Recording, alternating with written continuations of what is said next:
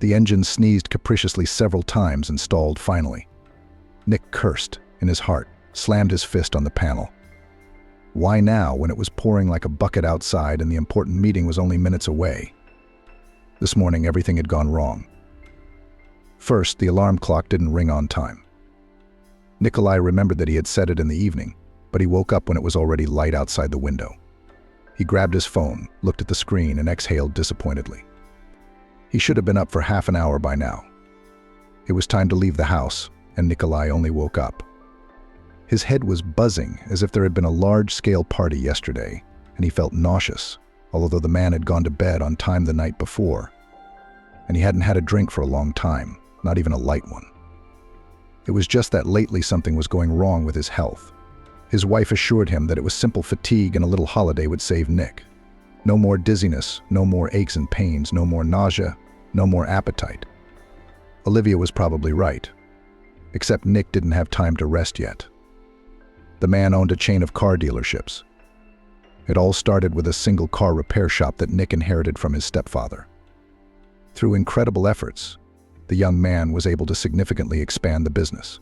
This helped him in education and natural ingenuity, an amazing ability to work. In general, the business flourished and grew, but it happened at the cost of hard work. Nick constantly kept his hand on the pulse and developed and supported his brainchild. Business reciprocated his master consistently brought a good income.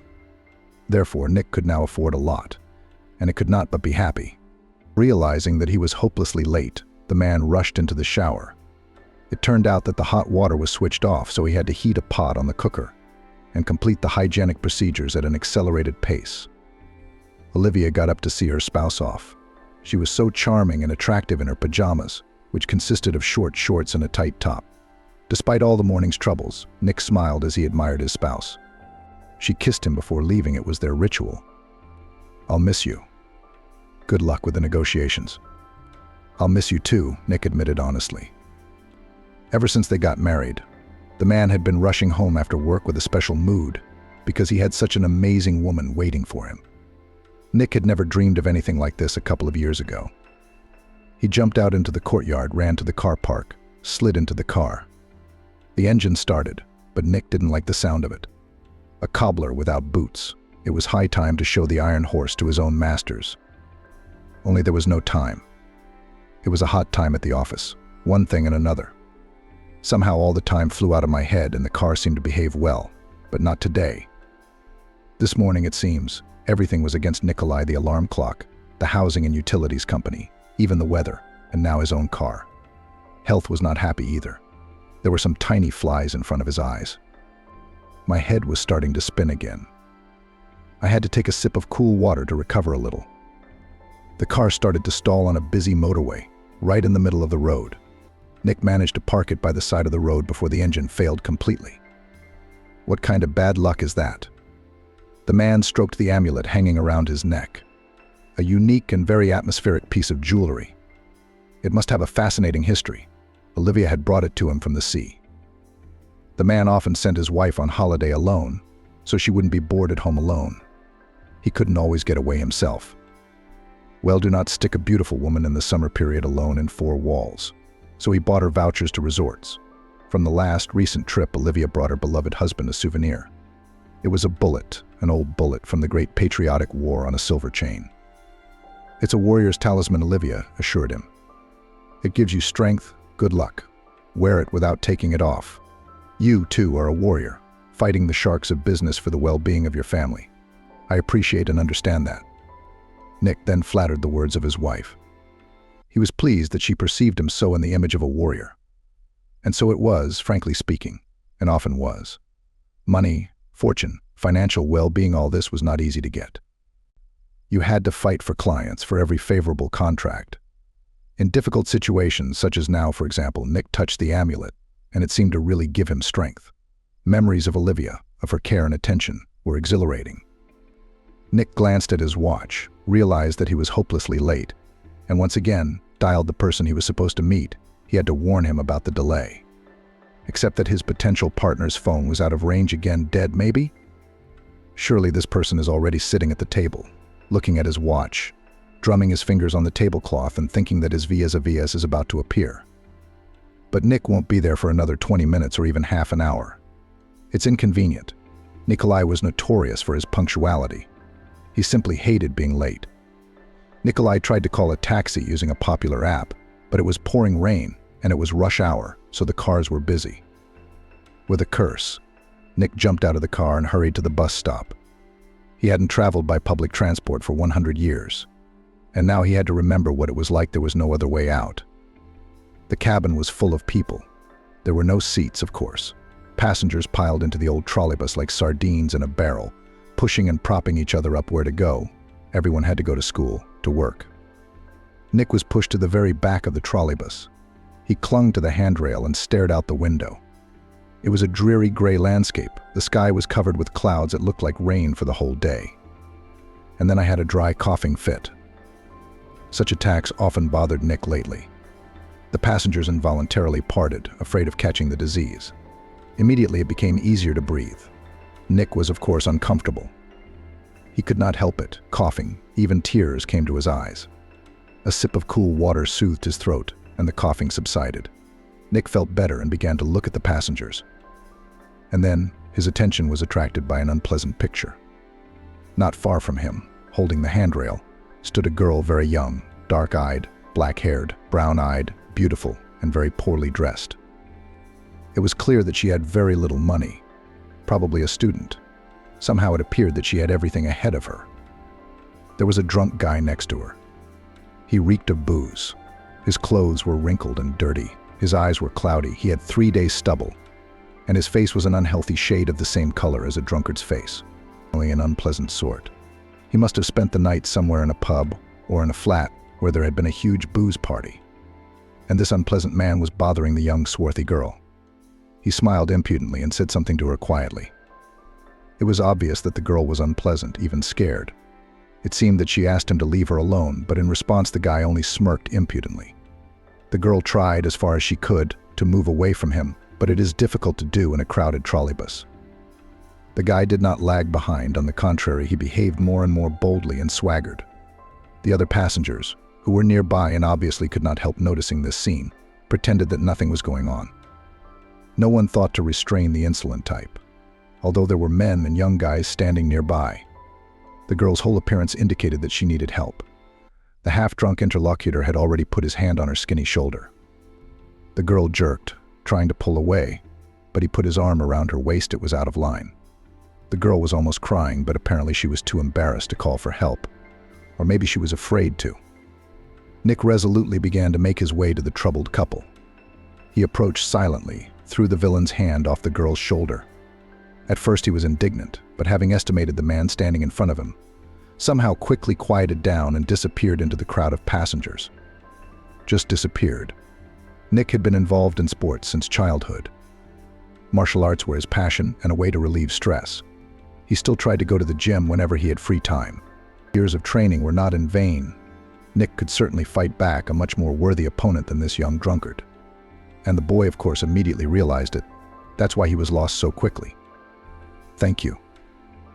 The girl raised her marvelous brown eyes to Nick. Up close, she looked very young. "Yeah, you're welcome. I had no trouble putting him in his place. Why didn't you call for help?" "Well, he threatened me," the girl admitted.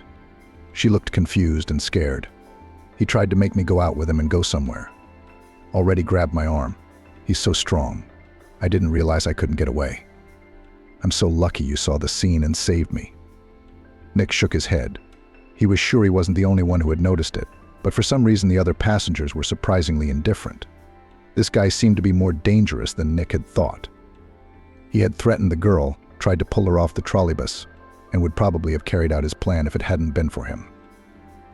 The man looked around for the guy inebriated. He shouldn't let him go so easily.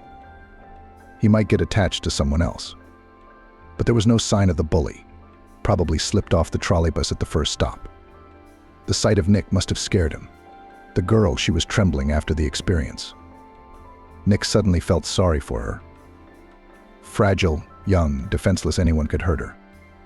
To distract her a little, the man decided to talk to the beautiful stranger. "May I know your name?" "Mariana." What an amazing name. My grandmother called me that. She was the only one of my relatives. She's gone now. Nick's heart squeezed painfully from the unexpected revelation. Could this young creature, this girl, be alone in the world? It was obvious that she was in great need of support and protection. She could be offended by anyone, even such an unpleasant type in a drink. A coward who was afraid of Nikolai at the mere sight of him. I am so grateful to you, continued the girl. And let me tell you a fortune. What? Nick was surprised. Somehow he did not expect to hear such a thing. You see, I'm actually an accountant by education. I graduated from college after school, but I can't work in my profession because, in general, I need a flexible schedule. I had to get a job as a cleaner. It doesn't pay much. I need the money. So I remembered my gift. My grandmother taught me how to use it. She was a gypsy, you know. Nick looked dumbfounded at his young interlocutor. What she said did not want to fit into her head. Except that Mariana's grandmother was a gypsy, which was easy to believe. The girl's swarthy skin, black eyebrows and hair, brown eyes, she really was a gypsy. But the gift of fortune-telling and an accounting degree, a job as a cleaner, and a flexible schedule, something doesn't fit together at all. I have a gift, Mariana continued. I rarely used it before, almost never. But now I need money, and I started earning it that way. Different people come to me, but I'll tell you fortunes for free. Because you saved me. Good people should be helped. That's what my grandmother always told me. Give me your hand. Nick shook his head and held out his palm to the girl, who smiled cheerfully. No, I don't read palms. It's just for fun, silly stuff. I need to touch you. With these words, Mariana lightly squeezed Nick's hand with her own hand. The man felt something like a slight electric shock in his palm. Perhaps it was just imagined. The situation was strange. Nick had to be at a business meeting long ago to agree on signing an important contract, and he was standing in a crowded trolleybus, holding hands with a young beauty who claimed to be a fortune teller. It's ridiculous. They won't believe anyone. Marianne seemed to be listening to something. And suddenly her dark eyes rounded, her black eyebrows flew upwards, her face contorted with a grimace of either horror or disgust. There's something hanging round your neck. Something, take it off at once, said the girl, imperceptibly switching to you. The passengers began to look in their direction. Nick touched the amulet with his fingers. Mariana, she couldn't see it, it was under her shirt. Perhaps she managed to see the outline of the talisman. Please calm down. Nick began. He tried to gently release his hand, but Marjane clung to his palm so tightly that she couldn't tear it away. Take it off, the girl repeated, and her eyes filled with tears. Take it off, please. It's ruining you. It's a bad thing. It's a bullet, and after many years it's dangerous. Here Nick was completely taken aback. Marjane somehow realized what kind of amulet he had. The situation was getting stranger and stranger. Calm down and let go of my hand. Nick repeated softly. People were looking back at them. This was unpleasant. And you can't go to the meeting, where you're in such a hurry now. Mariana continued. Take off the talisman and stay here for a while, just a little longer. They're waiting for me. Nick started to explain for some reason. No, Marjane seemed to have lost her temper. Nick realized that the girl was ill. She must have some kind of diagnosis. She just got herself into this mess. Yeah, what a day. Everything's been a mess since this morning. Take it off now. With these words, seeing that Nick did not react to her requests, Mariana suddenly tore the locket from the man's neck with a sharp and surprisingly, for such a fragile girl, strong movement. The chain broke, and the talisman found itself in Mariana's hand. Without thinking long, she threw it straight into the crowd. People parted, trying to move away from the strange girl. No one showed any particular surprise. Things must happen on public transport. Nick was stunned by what had happened. What are you doing? He exclaimed, looking angrily at Mariana. I helped you. What are you doing? The man bent down to pick up the torn amulet. The bullet had rolled under one of the seats. It took a lot of work to get it out. Meanwhile, the young fortune teller was standing nearby, saying the same thing. Do not go to the meeting. Throw away the amulet. Do not go to the meeting. Get rid of this talisman. It all got on Nick's nerves. And people were looking at them, silent and doing nothing. They just looked at them as if they were in a theater. From these looks became uncomfortable. It was not very pleasant to become the hero of such a scene in front of dozens of spectators. Finally, the amulet was in Nick's hands, unharmed, only a little dusty, and the chain was broken. But it would not be difficult to repair it. For now, Nikolai put the bullet in his trouser pocket. "You are a very good man, very kind," continued Mariana, gibbering. She clung to Nick's arm again. He tried to loosen his grip, moving towards the exit. It was too early for him to go outside, it was raining. But it was better than traveling a couple more stops with that mad woman. All right, that's enough. So people were entertained well. Finally, Nick managed to get out. Mariana kept up, wading through the crowd behind Nick, followed him literally on his heels and told him to throw away the talisman and did not go to the meeting, begging him to listen to her. So much despair sounded in the young gypsy girl's voice. You could see that the girl believed it all herself. She believed what she said. She was not deceiving or joking. Poor Mariana. It must be hard to live with such a diagnosis. The world seems frightening. But Nick did not want to stay near this girl at all. The doors of the trolleybus opened. The man slipped out. Marjane was about to follow him. God knows what she had in mind, but a crowd of passengers from the bus stop rushed in. Lucky, they pushed the girl back and didn't let her get out. Nick took a breath. Again, he was twisted by a coughing fit, probably because of the excitement. However, it quickly stopped, and Nicholas continued his journey in the pouring rain.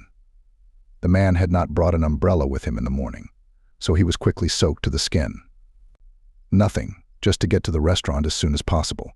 He could, of course, wait for the next trolleybus, but there was no telling how long he would have to wait at the stop, and he didn't want to feel the charms of public transport again, or else he might run into a crazy person again. Here was the building of the restaurant where the meeting was scheduled. All the words prepared to apologize to his partner flew out of Nick's head because he saw a strange and frightening picture: smoking piles of concrete, a cordon, a lot of people around, just to see, no one is allowed in by the yellow ribbon, a chain of people in uniform, cars. A lot of cars with flashing lights, ambulances, firemen, policemen. The glow of flashing beacons made my eyes blurry. And the hum of the crowd. On woozy legs, Nick walked towards the people. He had to find out what had happened. Why was the familiar building of one of his favorite restaurants now like this? And what happened to the customers of the establishment? There were people there. Nick himself should have been there right now. If it wasn't for that strange girl on the trolleybus, if only he didn't have to walk a few stops. Gas. One of the gawkers explained to Nick. It must have rumbled like that. You could hear it from far away. Didn't you hear it? Nikolai shook his head negatively. He might have heard something, but he mistook the sound for thunder. It was still raining. It happened recently, the talkative man continued. About 15 minutes ago. You see how quickly they reacted. All the services are already in place. People are cursing them for nothing. Rescuers are working there now. It's clear there's a lot of injuries, and even some fatalities. Nick has moved away. He sat down on the wet ground, leaning back against a newsstand. A young man in a medic's uniform jumped up to him. "Are you hurt? Were you there? Do you need help?" Nick shook his head negatively. No, he just needed to gather his thoughts.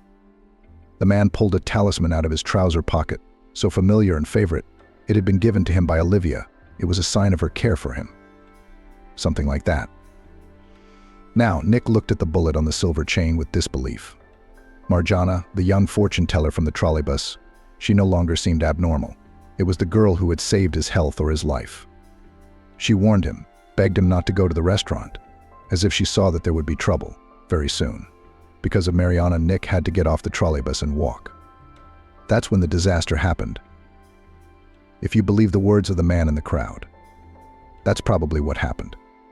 If Nick had made it to the right stop, he would have made it to the restaurant. Of course he would have. The man was already late, after all. Nikolai would have run from the stop, so as not to keep his partner waiting. But he was late, precisely because he had to walk because of Marianne again. And Marianne had warned. She had clung to him so desperately, begged him not to go to the meeting. Also, the girl said that the talisman was ruining him, that this bullet, it still carries death. And suddenly, the girl, and this time is right, since with the restaurant was not mistaken. There was no longer a dry spot on Nick. From the sky continued to pour rain, but this man almost did not care at all. He suddenly noticed that his talisman was unwinding. It was hollow inside. Instinctively, the man twisted the lower part. A small piece of cotton wool, soaked in something dark orange, fell into his palm. Could it be blood? No, it didn't look like blood. Nikolai suddenly realized that he had to give this piece of cotton wool for examination. Right now, as soon as possible, without even changing his clothes. The man rose to his feet, looked around and saw a free car with the emblem of a well-known taxi service in the city, found the address of the nearest laboratory in the network. Anyway, he started to act. "The analysis will be ready in a week," said the woman in a white coat, who took the sample from Nick and placed the order. "Couldn't it be sooner?" "It's a long time. You'll have to pay extra for urgency." "That's not a problem. Just do it as soon as possible. Then, the test will be ready within an hour. But the price will triple." "Okay," Nick nodded. "Can I wait here?" "Sure." Nick settled into a chair in the living room. His head was buzzing. Too much had come down on him this morning. The realization that he had just somehow miraculously escaped death or serious injury came gradually. It did not occur to him that he had been saved from disaster by a young fortune teller who had seen the future. Nick had never believed in fortune telling and all that. Now he didn't know what to think. And Mariana had warned him about the amulet. She even ripped the bullet from Nick's neck when she realized he wasn't going to listen to her, as if she'd lost her temper. And then a strange cotton wool was found in the bullet. And something told Nick that it was impregnated with something not safe at all. Nick's phone was ringing off the hook. Many knew he was going to be at this very restaurant that morning. Word of the incident had already leaked out to the local public. Colleagues, friends, relatives all wanted to know if Nick was okay. Only Olivia didn't call for some reason. Maybe she was still asleep. Finally, a young man in a white coat, the head of the laboratory, came out to Nick. He invited Nick into his office. "This is a serious matter," he began. "The cotton wool you provided for examination is moistened with poison. It's not easy to call it strong. It slowly destroys, penetrates into the body with the air and through the pores. The poison evaporates very slowly, poisoning the person next to it. Where did you get this sample? I'd like to keep it confidential." "That's up to you, but I'd recommend you contact the police. This is very serious." "I will," Nick assured me. "Then you'll need certificates, forensic results. It's all on the reception desk. Pick it up on your way out." "Thank you." And now Nick was back on the street. The rain had eased, but it hadn't stopped. Drenched, frozen, confused by the abundance of information that fell on him, Nick simply wandered along the avenue towards home. Gloomy thoughts swarmed in his head. Olivia, it was Olivia who had given him the amulet, his loving and beloved wife, his nearest and dearest, his pride and love. Olivia had brought the bullet on a silver chain to her husband from another trip to the sea. Did she know about the cotton wool with poison hidden inside? Maybe she was feeding it poison herself. How do we find out? If you asked her directly, Olivia would deny it, of course. But the poison was already working on Nick, beginning to work the dizziness and pain, the loss of appetite, the dry, exhausting cough. Olivia saw everything, noticed the deterioration of her husband's health, and assured him that it was all from overwork. Nick clung happily to that theory. He liked to think that it was worth a little rest and everything would be normal. He didn't want to be sick. In general, Nick decided not to say anything to his wife yet about the fact that he had discovered a surprise in the talismans. First, to take a closer look at her. Maybe she would understand what was going on. I did not want to think badly about his beloved, and certainly not to express her suspicions, offend her distrust. They are so good, so wonderful. This was the kind of life partner Nick had dreamed of all his life. You have to be very careful not to ruin that relationship. When Nick finally got home, all wet, tired, cold, it turned out that his wife was not at home. Gone somewhere. I wonder if she'd heard the news about the restaurant yet. Nick suddenly realized that he had absolutely no idea how Olivia spent her days. She hadn't worked since they'd started dating. There was just no need for it. So what did she do with her free time? Somehow not interested in it. Nikolai used to talk more and more about himself, about his business. And Olivia listened with interest, holding her breath. She asked questions and didn't say anything about herself. I hadn't noticed that before. Nick's good, too. They met by chance in a bar. Nick was already a successful businessman. His own business, steadily growing, bringing income. His own flat, a beautiful car, a solid bank account, the opportunity to travel anywhere in the world, if he had time, of course. Everything was good, except for his personal life. Nick could not get acquainted with girls easily. He had never managed to overcome his teenage shyness and awkwardness. At school, Nick was quiet, even modest. He always studied well in some subjects: maths, physics, computer science, even won Olympiads. He had boyfriends. Many of them could afford to communicate with girls easily and at ease. Nicholas did not know how to do this, tried to learn, looked closely, repeated after the boys, but he did not succeed. He grew up, matured. Has something changed in his behavior? Sure, he became more confident, but still no luck with girls for some reason. Sometimes Nick would meet someone, but it never went beyond a few dates. The maximum his relationship lasted was 3 months. And that was only because the girl was trying very hard. The mother, seeing such a case, also tried to introduce her son to someone. She invited her friends' daughters to visit. It was as awkward as possible. Both Nick and the girl felt out of place. Nick cared about appearances and always had. Even in his youth, he realized that it was stupid, because the main thing is character, kinship of souls and all that. But all the same, the guy could not imagine himself next to a girl with excess weight, for example, or crooked teeth. He scolded himself for being overdone, clear, but he couldn't help it. When Nick had money, a different problem arose. A new category of girls materialized in his life: wealth hunters. Beautiful, but mercantile lovers to get rich at someone else's expense. No, Nicholas was never greedy, not at all. For the sake of his neighbor, he was ready to do anything. And by the way, more than once he had to help someone from his mates, including materially. But it is a shame and unpleasant to feel like a raw material appendage. And so it often turned out with young beauties. In general, in the end, Nick sort of learnt to distinguish such ladies and avoid close relations with them. So at the time of meeting Olivia, Nick has already had time to be in many relationships, to make certain conclusions, to gain life experience and understand that his personal life will not be easy. Many of Nick's friends had already had wives and even children. That evening he came to the birthday party of such a family friend. The mate decided to throw a party in a club, like in the good old days. Children at their grandmother's next to a happy wife in love. Nick frankly admired the couple. He, too, would like to settle down, to meet someone with whom he would like to spend the rest of his life. Nick noticed Olivia on the dance floor. It was hard not to pay attention to her bright makeup, slim fit dress, loose blonde hair flowing down her graceful shoulders, relaxed and graceful movements. Olivia was a beauty and she knew it. She saw the stares, but she wasn't embarrassed in the least. On the contrary, she even enjoyed the attention of others. For the first time seeing her, Nick thought that, probably next to such a beauty must be a strong, powerful man, no less. And certainly he didn't expect that the girl would be interested in him. It happened on the dance floor. Nick went out to dance to his favorite hits, and suddenly found that he was dancing with that very bright beauty, and not just next to her, but with her. She came up to him. The girl caught Nick's surprised look and smiled charmingly at him, finally winning his heart. Nick felt elated that evening. He felt joy, and also pride that such a beautiful girl paid attention to him. They left the club together, straight to Nick's flat, and in the morning they both decided that they didn't want to part. Yeah, friends, yeah, and her mom had said all sorts of things about Olivia.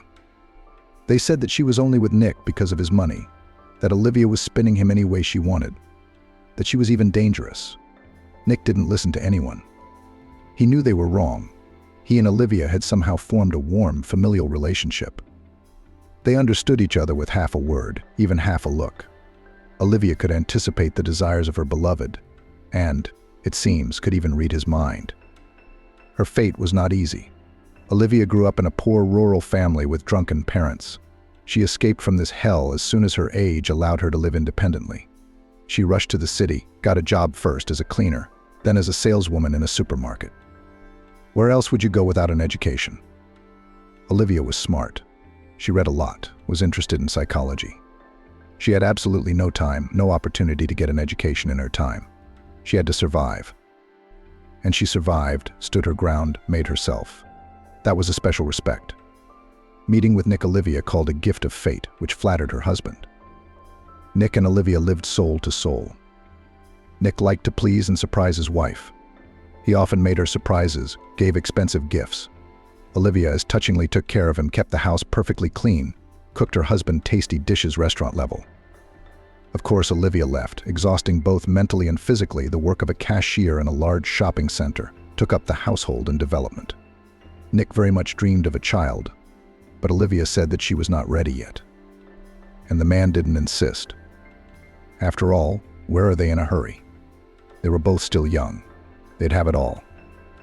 And now, after that strange and terrible morning, Nick lay on the sofa in the living room and tried to rethink everything that had happened to him, and he would have liked Olivia to be there at that moment, but she was absent. The man dialed his wife's number. Once she didn't pick up, probably didn't hear him. Olivia came home in the afternoon. Nick hadn't expected to see her like this. Before they'd been married, Olivia had often favored a bright and slightly provocative style, but then she'd chosen a much more refined and relaxed outfit, and by herself without any pressure from her husband. Now she appeared before her surprised husband in an ultra-short skirt, tight top, and high-heeled shoes. Undoubtedly, it all went very well with Olivia, as did the Brodsky makeup. But it looked out of place. Where would she go dressed like that? Hi, Olivia raised her eyebrows in surprise. What are you doing home so early? Is something wrong? Haven't you seen the news yet? I haven't. I was busy. I went to the fitness club, and the music was blaring. I must have missed the notification.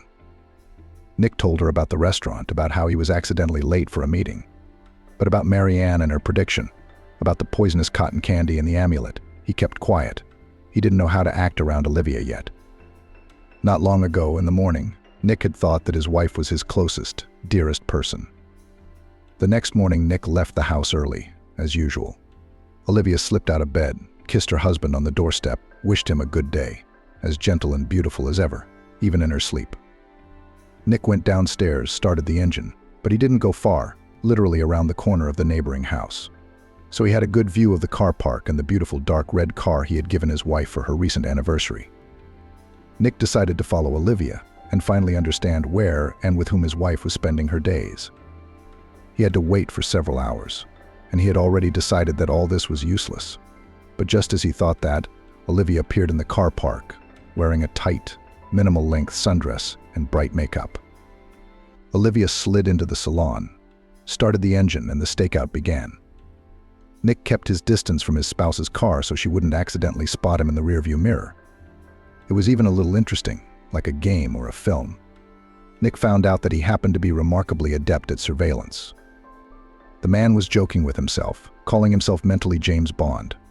Probably he needed it to be less worried and anxious. Still, it wasn't very pleasant to follow a woman you'd trusted so recently. Olivia parked outside the hotel. Nick pulled up in the distance. That was just weird. Olivia got out of the car and disappeared into the lobby of one of the most respectable hotels in the city.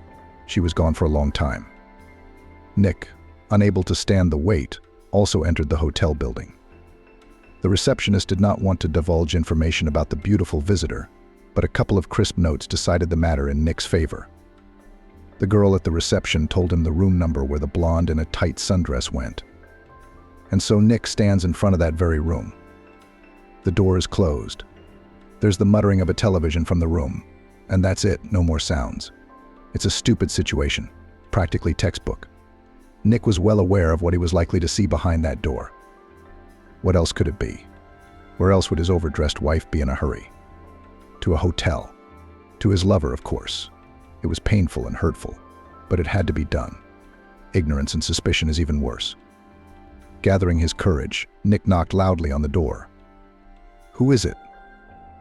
Olivia's voice came from inside. Room service. Nick wheezed. His wife must not have recognized him. A few moments later, the door swung open. Nick saw his wife in a silk dressing gown, her bright makeup slightly smudged, her lipstick almost absent from her lips. It all made sense. Behind Olivia, in the room, was a bed with crumpled sheets and everything. There was a man standing a little further away from Olivia. Well, there wasn't much to say. It was pretty obvious. What? How did you get here? Olivia flapped her long eyelashes in confusion. You ruined everything. The man spoke behind her back. He sounded annoyed. It wasn't my fault. Olivia turned to him. Matthew, I really was being very careful. Nick thought that nothing could surprise him, but he was surprised. That is, his wife does not care that her husband caught her with a lover. She is trying to justify herself to this man. His opinion is more important to her than her spouse's feelings. Nick took a closer look at the man. Tall, athletic build, gray eyes, chiseled cheekbones, handsome, the kind of man women liked. Suddenly, Nick realized that he knew this man. They'd even been mates years ago. Matthew had grown and changed, of course, but he was still as handsome as he'd been in his high school days.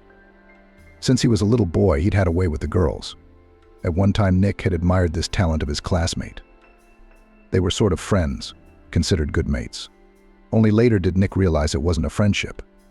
Matthew was just using him. Nick helped Matthew with his homework and gave him tips on tests. They weren't really friends. Outside of school, Matthew preferred to spend time with other guys and girls too, of course.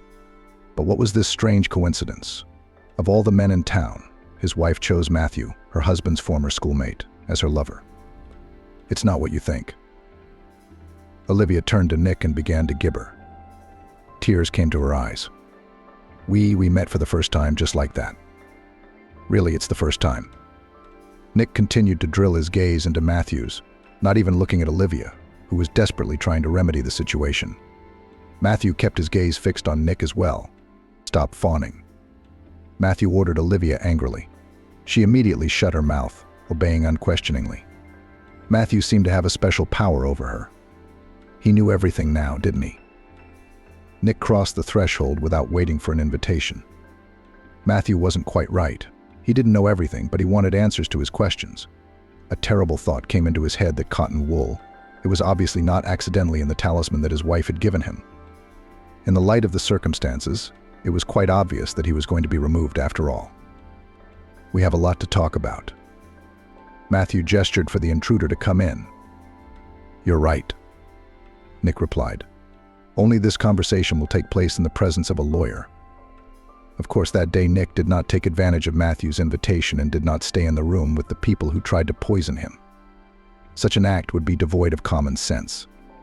It's simply dangerous. Who knows what these scary people are capable of, especially knowing full well that they were practically exposed. Matthew was dangerous at that moment, very dangerous, like a hunted animal. Nick went straight to the police station. He had the results of the examination, and there were plenty of witnesses to the fact that the amulet had been given to Nick by his wife. So, Nick really hoped that the case would not be complicated and confusing when the investigation began. But it went slowly, shakily, as if no one was particularly interested in the speedy closure of the case. Nick had to use his connections, hire private investigators. This greatly accelerated the process. Finally, the man learned the truth. He really was on the verge of death. And it was that meeting with Marianne in the trolleybus that saved him, and saved him from two misfortunes at once. And Nikolai did not end up in the restaurant and learned about the amulet. Probably, if not for this incident in the restaurant, Nick would not have thought to check the amulet.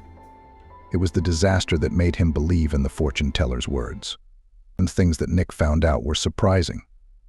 He could not have imagined such a thing. It turns out that the meeting in the bar with Olivia on the evening of their acquaintance, it was not accidental. The girl had set that situation up on purpose. It was part of Matthew's plan. Matthew is the school's acknowledged hottie and ladies' man, the dream of all high school girls, the soul of the company. Nick thought that his classmate was quite happy with his life and proud of himself. It turned out that all this was not so. Matthew came from a poor family. His parents were always short of money for fashionable clothes and gadgets for their offspring. Matthew had to wear out the clothes of his older cousins, which was especially depressing for him.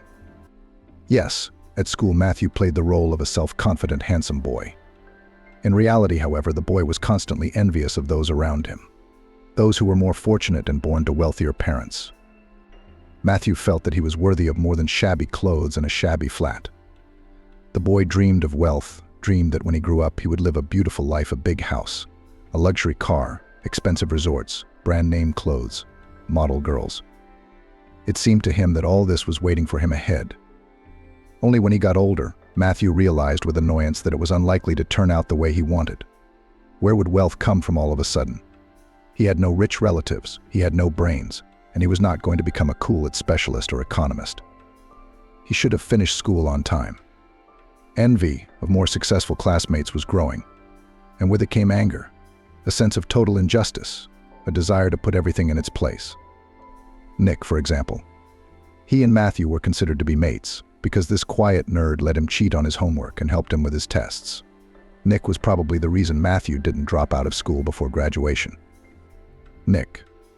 Not only that his stepfather owned a car repair shop and accordingly the family had money, but also the nature gifted the guy with a powerful brain and ability to work.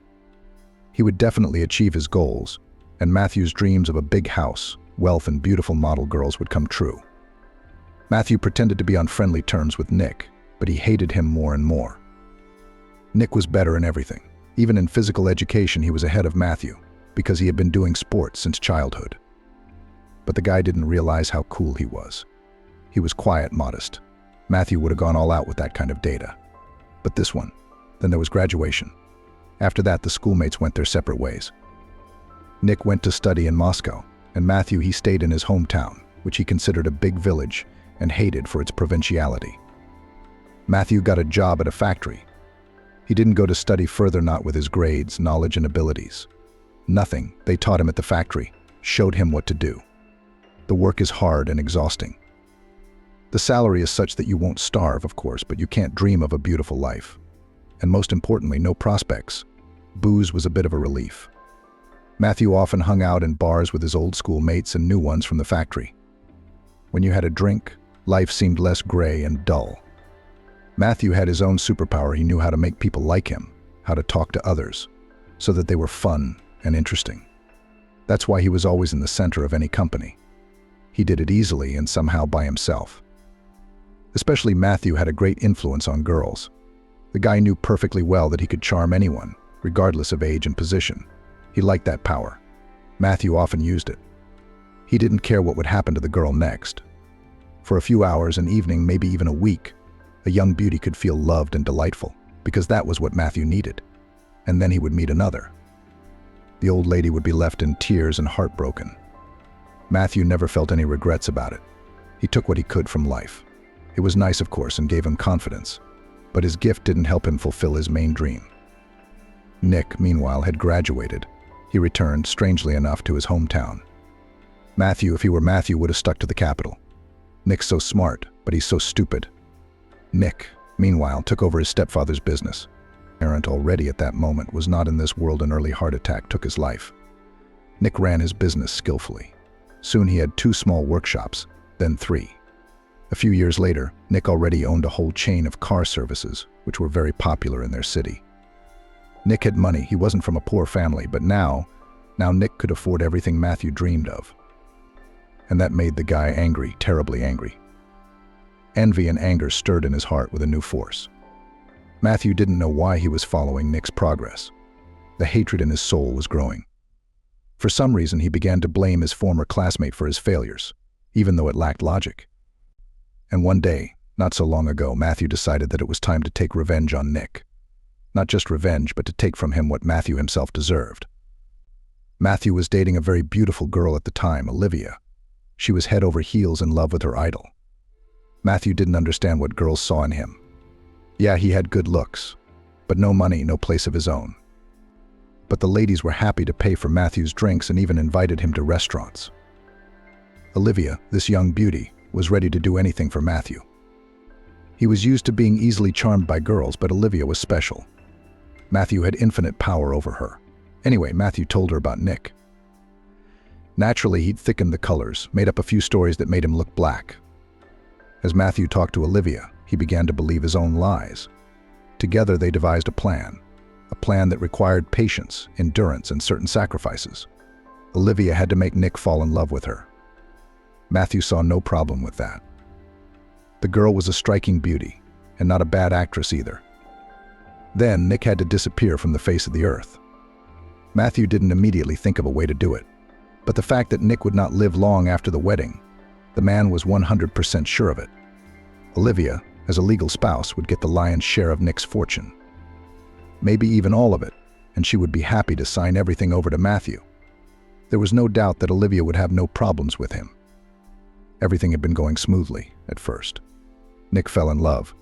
The wedding took place. The ever-busy Nick often sent his wife to resorts, as he thought, alone, so that she was not bored in the stuffy city. He could not always accompany her himself.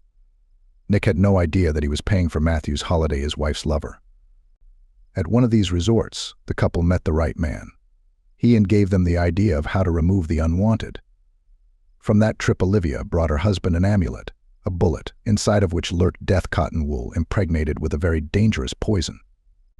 The substance gradually evaporated, poisoning those who were in close proximity to it with its vapors. And it seemed that now everything would work out.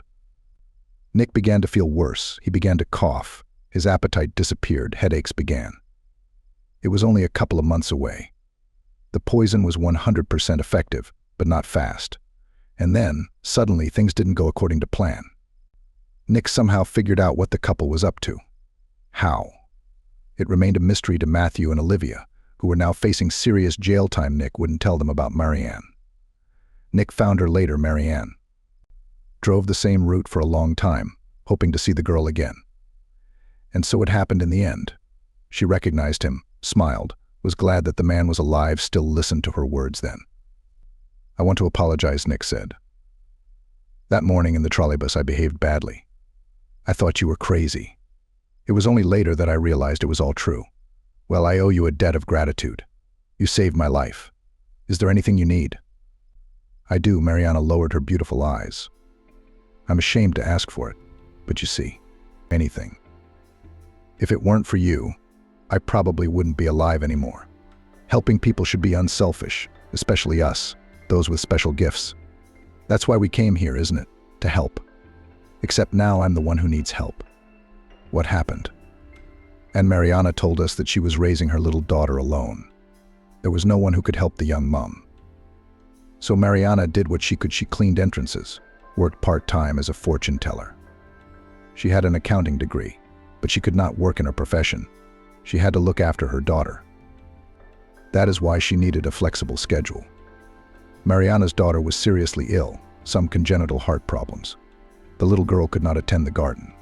The girl needed a complex operation, and medical insurance paid only part of the costs.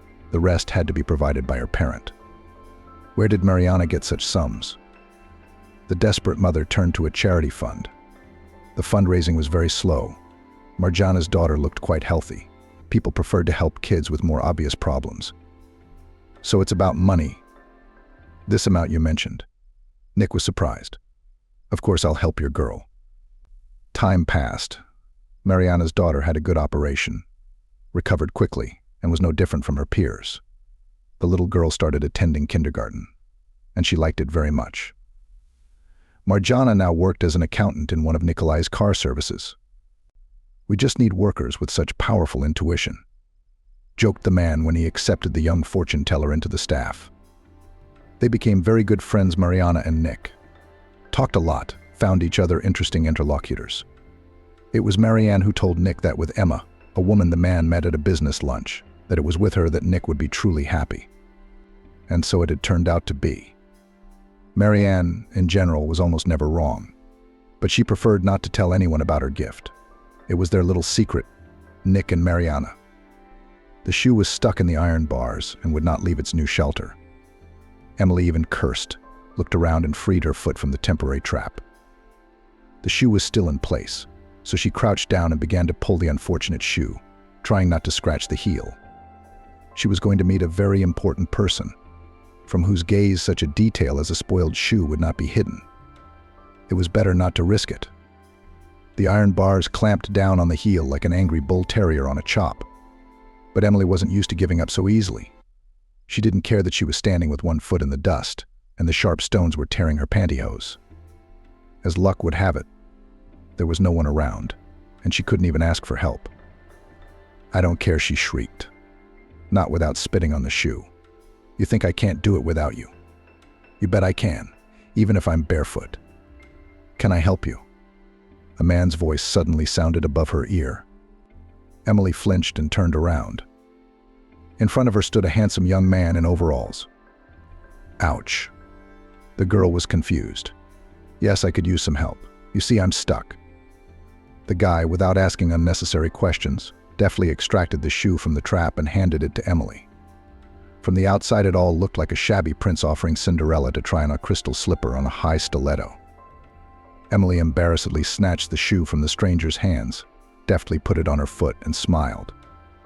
"You are, you might say, my savior. I was about to say goodbye to her, but then you showed up. You shouldn't have." Laughed the guy. "The shoes are expensive, I can tell. You shouldn't throw it away so easily. Besides, there are no hopeless situations in life. Never give up. Even if it seems that everything is lost." "I'll do my best," Emily smiled and waved goodbye to the stranger. It was only a couple houses away from their destination. Emily sped up her steps, as she didn't want to be late. John Smith was already waiting for her in the park's cozy coffee shop at his usual spot. Emily went straight to the man. "Emily, my dear." John got up from the sofa and looked at her from head to toe. "You look beautiful. You always do." "Thank you." Emily blushed slightly. "John, will you excuse me for being late? Was there an emergency?" No, I'm the one who's early." The man hastened to reassure her, but Emily saw the faintest flicker of displeasure in his eyes. "Let's not waste time. I'll show you everything at once."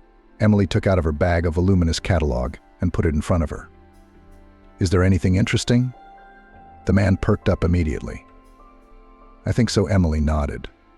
"You know John Smith. I always show everything to you first. You're on our payroll. We just finished the catalog. Sarah Thompson sent me straight to you. A lot of Chinese porcelain this time. As I recall, that's your subject, isn't it?" "Oh yes." John's eyes lit up, and he poured himself greedily into the catalog. "I, of course, more on imperial porcelain. You know what my collection is, but I will not refuse China. And in the price is always growing, and pleasing to the eye. You've seen how filigree always these vases and statuettes are executed." Emily worked in a private gallery, and John was considered one of the biggest art connoisseurs in town. He was an avid collector, investing heavily in antiquities. Emily was his favorite agent, introduced them to Henry Johnson, who devoted his entire life to antiques. John was his longtime friend, and they had once hunted for precious art together. Porcelain was their shared passion. But as Henry grew older, his passion waned because of illness. Grandfather liked Emily's passion for antiquities. When she was a baby, they spent hours in his store. She would gaze breathlessly at the porcelain figurines that reflected the spirit of different eras and peoples. Henry told her a million stories with enthusiasm. This hobby eventually turned into a profession. Emily graduated from the Institute of Culture and received a specialty of restorer. And then, thanks to her grandfather's connections, she began working at the local state gallery. The profession was not monetary, but very interesting. Emily fiddled enthusiastically with reactive special restoration mixtures and literally restored masterpieces, which were about to fall into oblivion. It seemed to her a real miracle. The girl didn't need much money. Her grandfather was a rich man by the standards of the city. He did not drive his favorite granddaughter to work until exhaustion. Emily's passion flattered him. In addition, he was frankly proud that he was able to instill in the girl a love for what he himself valued most of all. But a few years passed, and Emily was offered a promising position in a newly opened private gallery. Its owner, Sarah Thompson, was an old acquaintance of her grandfather, so the career quickly went uphill. Starting as an assistant, Emily quickly settled in and after a year became a senior art historian. She was not only well-versed in art, but also able to find a common language with the most fastidious clients. John Smith was one of them. "Nice selection," John announced in a high-pitched tone as he closed the catalog. "Can you give me this edition for a couple of days?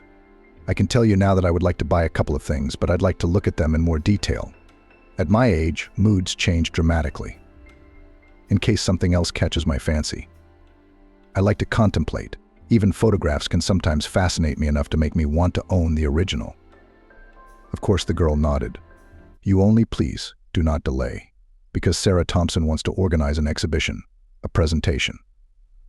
In 2 months, it is necessary to prepare the exposition. I've already invited so many guests that I feel I won't be able to rest. You know what's on me?" "You, my girl, don't worry." The man patted her hand. "I'll give you a final answer one of these days.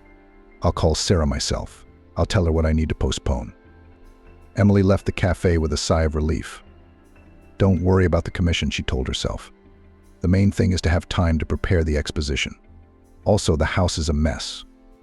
What's wrong? John Smith was worried. Is there anything I can do to help? I can. The girl shook her head. No, it's all right. Just personal problems. It all came together at once. Don't be silent, Emily, if I can help, John Smith offered. Thank you. Okay, I'll leave the catalog. Then I'll call you as soon as I decide. In the meantime, I'm going to run an errand. I'll see you later. Say hi to Grandpa, she said. I'll be sure to tell him. Would you stop by and see him? I rarely get to him, and he's not feeling well. His heart is racing. Emily sighed. Yes, I'm afraid for him, too. Don't worry, my girl, everything will be fine. Emily said goodbye and walked out. There was no more business scheduled for today. Sarah Thompson said to go home right after the meeting. But Emily didn't feel like going home at all. She went to the nearest candy store and bought a couple of air cakes.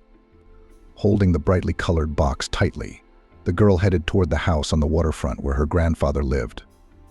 It took a long time for the door to be opened. Emily didn't have her keys. The visit to her grandfather's house had been unplanned. Strangely, she pounded her knuckles on the door anxiously. Where could he have gone? And the phone was silent. He'd forgotten it again. What kind of person knows I worry when he doesn't pick up the phone?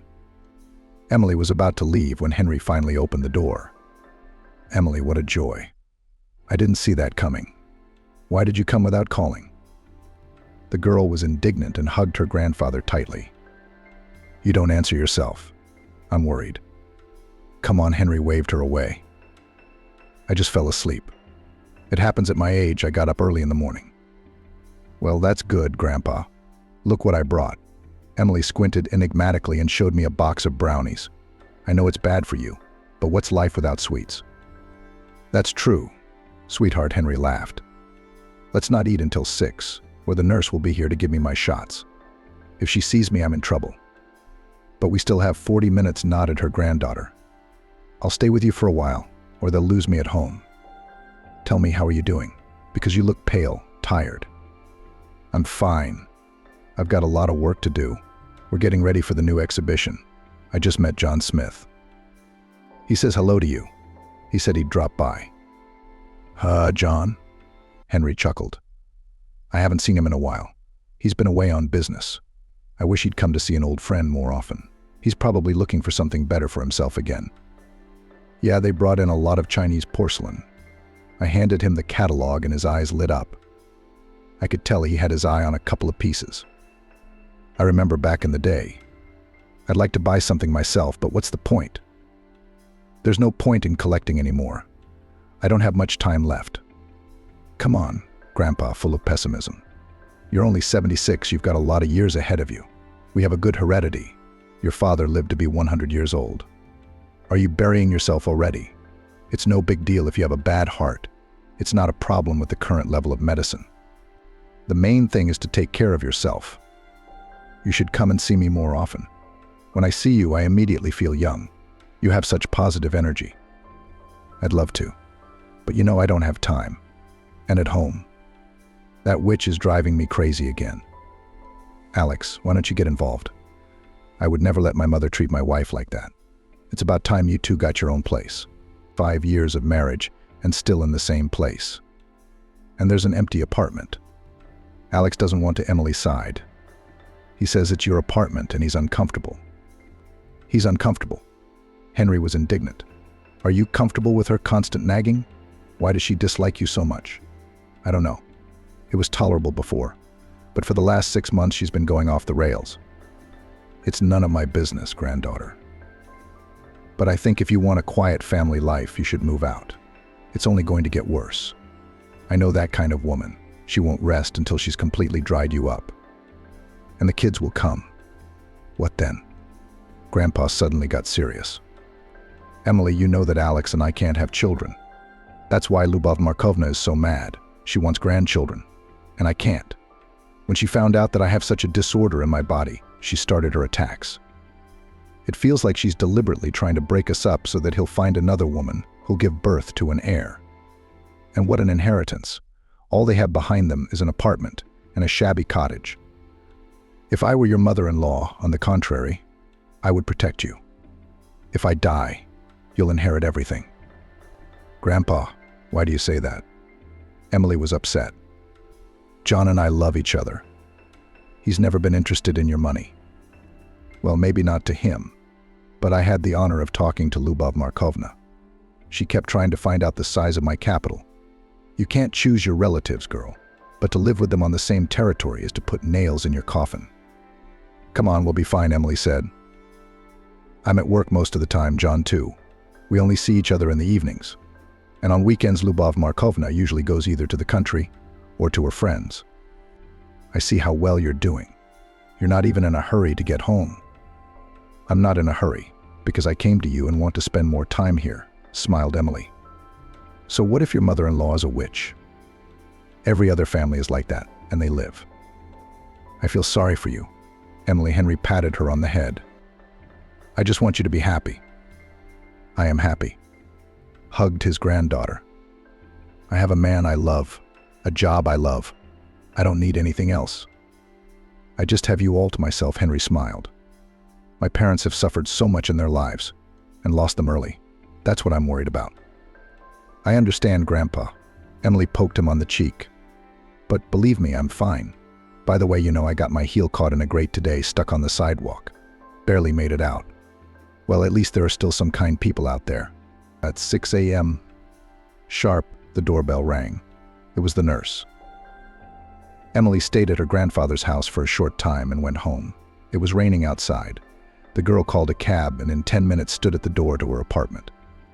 Alex was not at home. Emily was even surprised. The clock was already showing the 9th hour. He was usually back by this time. But Lyubov Markovna met her on the doorstep. And where do we go? Grumbled unhappily mother-in-law. I was at work, then I slipped off somewhere. And why do you ask? Calmly replied Emily. Where did she get off? I came home, no wife, no wife. And where is he?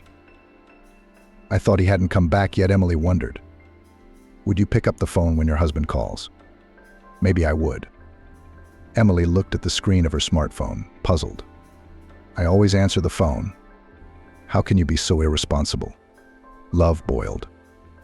But I don't have any missed calls or messages. Where did he call? To his workplace. I don't take it with me after I leave the gallery. Should you? You're supposed to be in touch. I am. Emily was indignant and felt the anger beginning to boil inside her. He's not stupid. He should know that if I don't answer at work, I should call on my cell phone.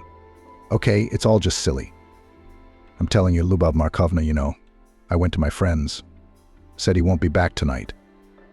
What do you mean he's not coming back? Emily's eyebrows went up. Just like that, the mother-in-law said, hiding her face in a smile. They went fishing. You don't have to wait until Sunday. But why didn't he even warn me? Emily didn't understand what was going on. Why would he warn you? He's a grown man. It's the weekend. Or are you against your husband having his own time? Girl, this kind of control isn't going to do any good. To what kind of control? Emily raised her voice. Do I tell him not to do anything? Just call and say he's going away. Especially for almost 3 days. Emily immediately dialed her husband's number, but his phone was off. Don't even try to reach him, Cynthia gritted through her teeth. There's no reception. He's on the road at 03000 hours. He said he'll call when he's online. That's ridiculous. Emily shook her head. Okay, if you say so, then that's the way it is. I don't see the point in taking this argument any further. I'm tired, Cynthia. Can't I just go and rest? I haven't cooked dinner? Her mother-in-law grinned maliciously. Still no, you can cook something for yourself. And now we've completely relaxed. Do you even remember the last time you stood at the stove? I don't understand, Cynthia snapped suddenly. Emily, as I recall, you fiercely defended my right to stand at the stove. It was all girls, you can't, he doesn't like it. Mommy knows best. Thank you so much for taking over the cooking, but I didn't ask you to. If you don't want to cook for yourself without problems, I will. Besides, no one canceled delivery. Don't get excited. I won't starve to death. How you talk. Indignant mother-in-law. Don't forget, my dear, that you live in my apartment, and therefore, according to my rules, you haven't opened your mouth in front of Alex. I'll tell him all about the way you treat me. Do whatever you want. Emily shouted. Do you think I'm stuck in your apartment like this? I don't know how you work Alex so hard to keep him from moving out. But I promise, as soon as he gets back, I'll bring it up again. On Saturday, Cynthia left for the cottage. Even awake, Emily was glad to see her gone. Her mother-in-law, as expected, had not prepared breakfast, but the girl was not upset. She quickly kneaded the dough and fried a mountain of appetizing pancakes, which almost all ate. Emily's figure wasn't something to be watched. She was one of those rare breeds that no matter what you fed them, they would still be slim and neat. Emily was happy with her constitution, because with a busy work schedule, she could not train in the gym, and sit on a diet was impossible. So much energy was expended during the day that if she ate a meager diet, she would just faint on the way, eating the last pancake. Emily washed the dishes and dialed Alex's phone. It was still silent. Well, you've got to be kidding, the girl thought. You have to leave like that and not say a word. I bet Cynthia was whispering nonsense to him. She swore she'd tell me everything. She's a chatterbox. Well, it's easier to ignore it. I'd better think of something to do today. It's a day off after all. The weather's nice. Maybe go to the cemetery. It's been a long time since I've been there. I'd like to take Grandpa with me. Hello, Grandpa. Emily said excitedly into the receiver when Henry answered. My little birdie, greetings. I wasn't expecting you. What are you doing home so early? Grandpa, listen. I was thinking maybe we could visit my parents at the cemetery. It's been a while. Wouldn't you like to see them? Let's go, of course, Grandpa said. Aren't you with your husband today? He's gone. I'm all alone at home. So I thought, when will I ever get away again? Come on, get ready. I'll call a cab and we'll go together. I'll be right there. Emily got dressed and went outside. She went into a flower shop and bought some white lilies, then called a cab and went to her grandfather's house. Henry was already waiting for her in the driveway. He looked quite alert. Apparently, the new medication his doctor had prescribed was doing its job well. There was even a blush on his cheeks. Hi, Grandpa, kissed his granddaughter when he got into the cab. And you are fresh and alert.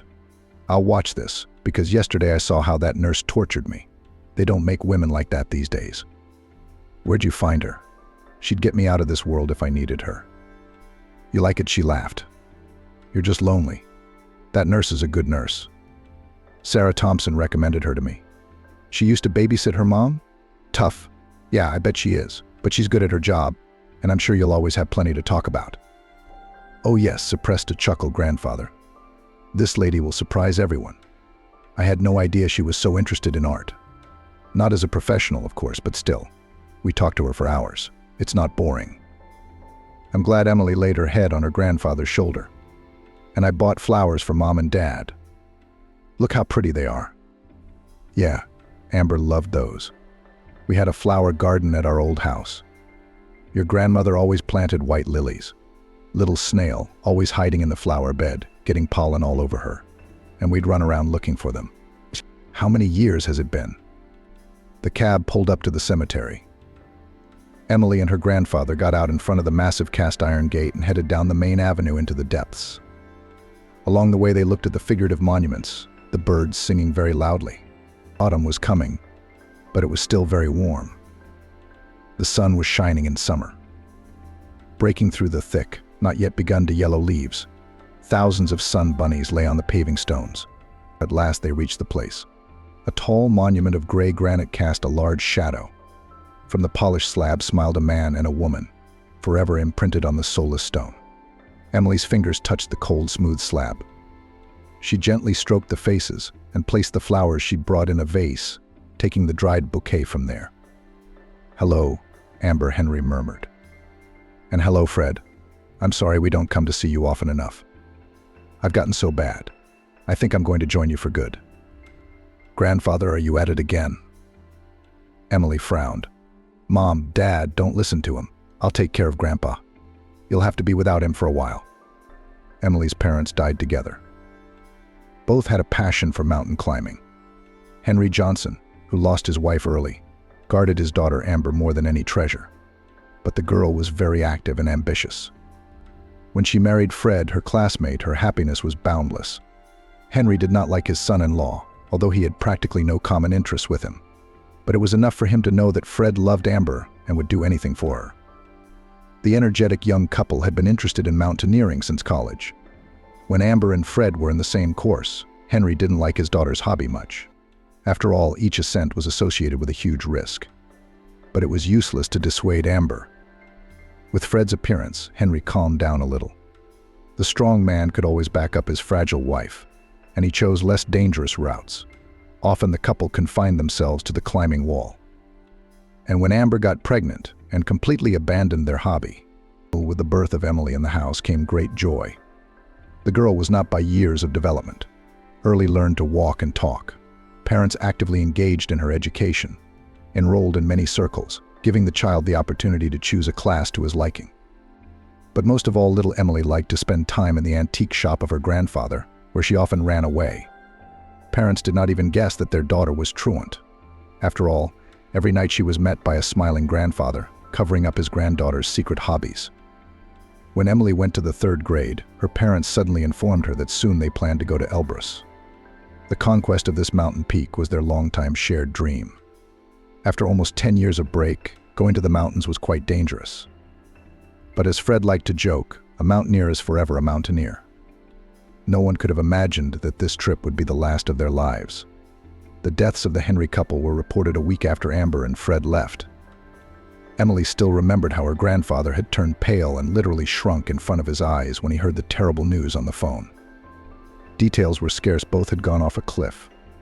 Fred's anchor failed and he, who was the first to go, fell off, pulling Amber, who had not had time to secure the hook. They didn't find the bodies right away. Emily didn't remember the funeral well. Both she and her grandfather were in a kind of oblivion, unwilling to accept the terrible truth. Numerous relatives and family friends took it upon themselves to organize the funeral, wake, and other events. Emily abandoned her studies, stopped talking.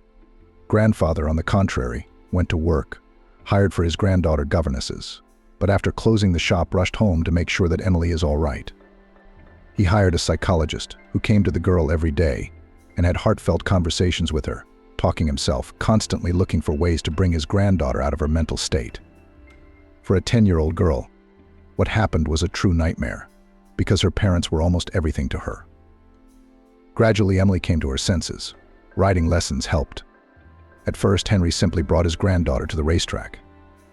The psychologist claimed that an-on therapy is very effective for the treatment of mental traumas. Emily treated them with sugar and apples. The girl gradually began to talk and then asked to climb on the horse. Henry did not spare any money for his granddaughter. Visits to the racetrack became regular. He even bought her her own horse, for which Emily came to the stall twice a week. Over the years, the wound healed. She and her grandfather often traveled to the cemetery, where they could hold conversations with the smiling and eternally frozen faces of Amber and Fred. After graduating from high school, Emily enrolled in the Art Institute. She liked studying. She still continued to live with her grandfather, although he bought a separate apartment for his granddaughter. But the girl did not want to distance herself from the most beloved man in the world. Everything changed when she began to work in the State Gallery. Only weekends Emily could spend time with her grandfather. On weekdays, she often stayed late, trying to restore another time-damaged masterpiece. That day, Emily stayed longer than usual. A large collection of ancient mosaics had been brought in, and the entire staff was hard at work piecing together the smallest details. Emily returned home at midnight, having given her grandfather advance notice. When she entered the apartment, she immediately sensed something amiss. Henry rarely went to bed before 2 in the morning, and this time he didn't even come out to greet his granddaughter and offer a late dinner, as was his custom. Emily noticed the light on in the kitchen. She ran in without even taking her shoes off. Henry was lying on the floor with his arms out to the sides. Emily's heart clenched. On woozy legs, she walked over to her grandfather and tried to feel for a pulse. There was no heartbeat. Terrified, Emily dialed the ambulance and waited. She immediately remembered everything she'd been taught in her life safety class, direct cardiac massage, CPR. In desperate attempts, Emily pressed on her grandfather's chest and sobbed. Suddenly, he let out a long wheeze and hissed. Emily's heart sank. She began to kiss her grandfather, flooding his face with her tears. The ambulance came quickly, but by then Henry had regained consciousness. He flatly refused to be hospitalized, but Emily was adamant. They learned later that Henry Johnson was suffering from heart failure. And if Emily had returned a minute later that day, there was nothing that could have been done. But fate had it differently. Since then, a woman has been working at the house as a housekeeper and caregiver on a full-time basis. Emily quit and got a job in a private gallery, where the schedule was more gentle. It was there that she met Alex. Alex only came over on Sunday evenings. Emily sat in her room, trying not to attract her mother-in-law's attention. Emily greeted her husband angrily, finally. "What's the meaning of this?" "No matter what I start, it's all to no avail." Alex brushed it off. "I'm tired and hungry." "Alex, are you serious? You've been gone for 2 days. You didn't even give me any notice that you were leaving, and now you're just ignoring it. Why do I have to report back? I called you to warn you, but you didn't even pick up the phone, and it's my fault again. I'm not accusing you of anything, but that's not how it works. And you called my work number, even though you know my main number perfectly well. That's enough. I wanted to go out and the guys called me. I explained everything to my mom. She didn't say anything to you." "She did. She did. That's a separate conversation. After all, I am your wife. Interfering with my mom is not the best solution, especially since you know how she feels about me." Alex got angry. "You two are both pecking at me. You can't seem to split something." "What did she do to you?" "Nothing, but I got to her. I don't know what the argument was about. You're always on her side, even when you see she's wrong. You respect her age. How silly is that? She's not old, there's nothing wrong with her head, though I'm beginning to doubt it." Alex pressed his lips together. "I don't know what happened between you two. I can only guess about another scandal. I'll talk to her, but please be patient." "I'm already patient to the last of my strength. She started badgering me about my food. Please, let's go away. We have somewhere to live. I can't be on the same property with her anymore. Honey, you know that apartment is very far from my work. It's inconvenient to drive every day. I don't want to get up half an hour early. And you probably won't like cooking and cleaning. Your mother runs the whole house." That's all excuses. A million women can handle the work and the household. And I can do it. Please, Alex, at least think about it. I just can't do it anymore. I'd rather sacrifice time than slowly destroy my psyche and my marriage. Alex kissed Emily's forehead. "Okay, I'll think about it and talk to my mom. By the way, where's the fish?" "What fish? We were just relaxing in nature. Why bring home ruffles?" Emily wondered. "We could have dried them. I like mixed river fish, but Mom would blow our minds over fish hanging on the balcony." Alex laughed. "No way. Okay, let's go out to dinner. I'm awfully hungry. You go by yourself. I don't want to see Cynthia Lewis right now. Besides, I've already eaten. Come back soon, I miss you." 2 months passed. Alex still hadn't thought about moving, citing his busy work schedule. He stayed late every day. Emily almost didn't notice it because she was working, preparing for the exhibition, even spending her weekends in the gallery. She was glad, because she didn't have to cross paths with her mother-in-law. But with her husband, too, she almost never saw him. In the evenings, Alex was in a bad mood, went to bed and turned away. In the morning, he was already rushing to work. The presentation at the gallery was very successful. Many exhibits were sold. Even Grandpa was pleased with his presence. But after the event, Sarah Thompson called Emily aside. "Emily," she began softly. "I know you've been working hard and must be pretty tired." The girl smiled a little shyly. "I have a little business proposition for you. Basically, I'd like you to take a vacation next month, because you're not wearing your face." But Emily, sensing some kind of a catch. "I have to go somewhere," Sarah Thompson exhaled. "They know and they don't travel much. But I've got a lot on my plate here right now. I can't trust anyone else." "Where to?" "New York. Emily, for a week, 2 weeks tops. An old acquaintance of mine has something of interest there. He's willing to give us a huge collection of copperware and silverware to sell. You can't miss out on something like that. We need to drive around, see what he has interesting. Pick up options for our gallery. He's got paintings, too. I've been wanting one for a long time. The man's not old. He's been sitting on his treasures like a stingy knight. Now he's selling them off. And you entrust me with such a responsible assignment?" Emily was surprised. "Who else?" You've been working for me for so long I couldn't find a better specialist. Besides, you alone can correctly assess the collection, estimate the restoration work. I'll pay you everything, don't worry, and I won't hurt you with the bonus. I'd go myself, but you know what I mean. Okay, Emily said after thinking about it. I'll go. It's a little tense at home right now, and I didn't want to leave my grandfather alone. I promise you, I'll stop by Henry Johnson's house a couple times. It's been a long time since we've had a heart-to-heart. Don't worry about it. You'll have a good time. It's New York. Thomas Wilson, our client, has a very interesting house, right on Fifth Avenue, an old mansion. I assure you, this trip will do you good, and you'll learn a lot about yourself as a professional. Okay, you got it, Emily smiled. I hope Alex won't mind too much. Alex didn't mind. He was even glad that Emily was going on a business trip.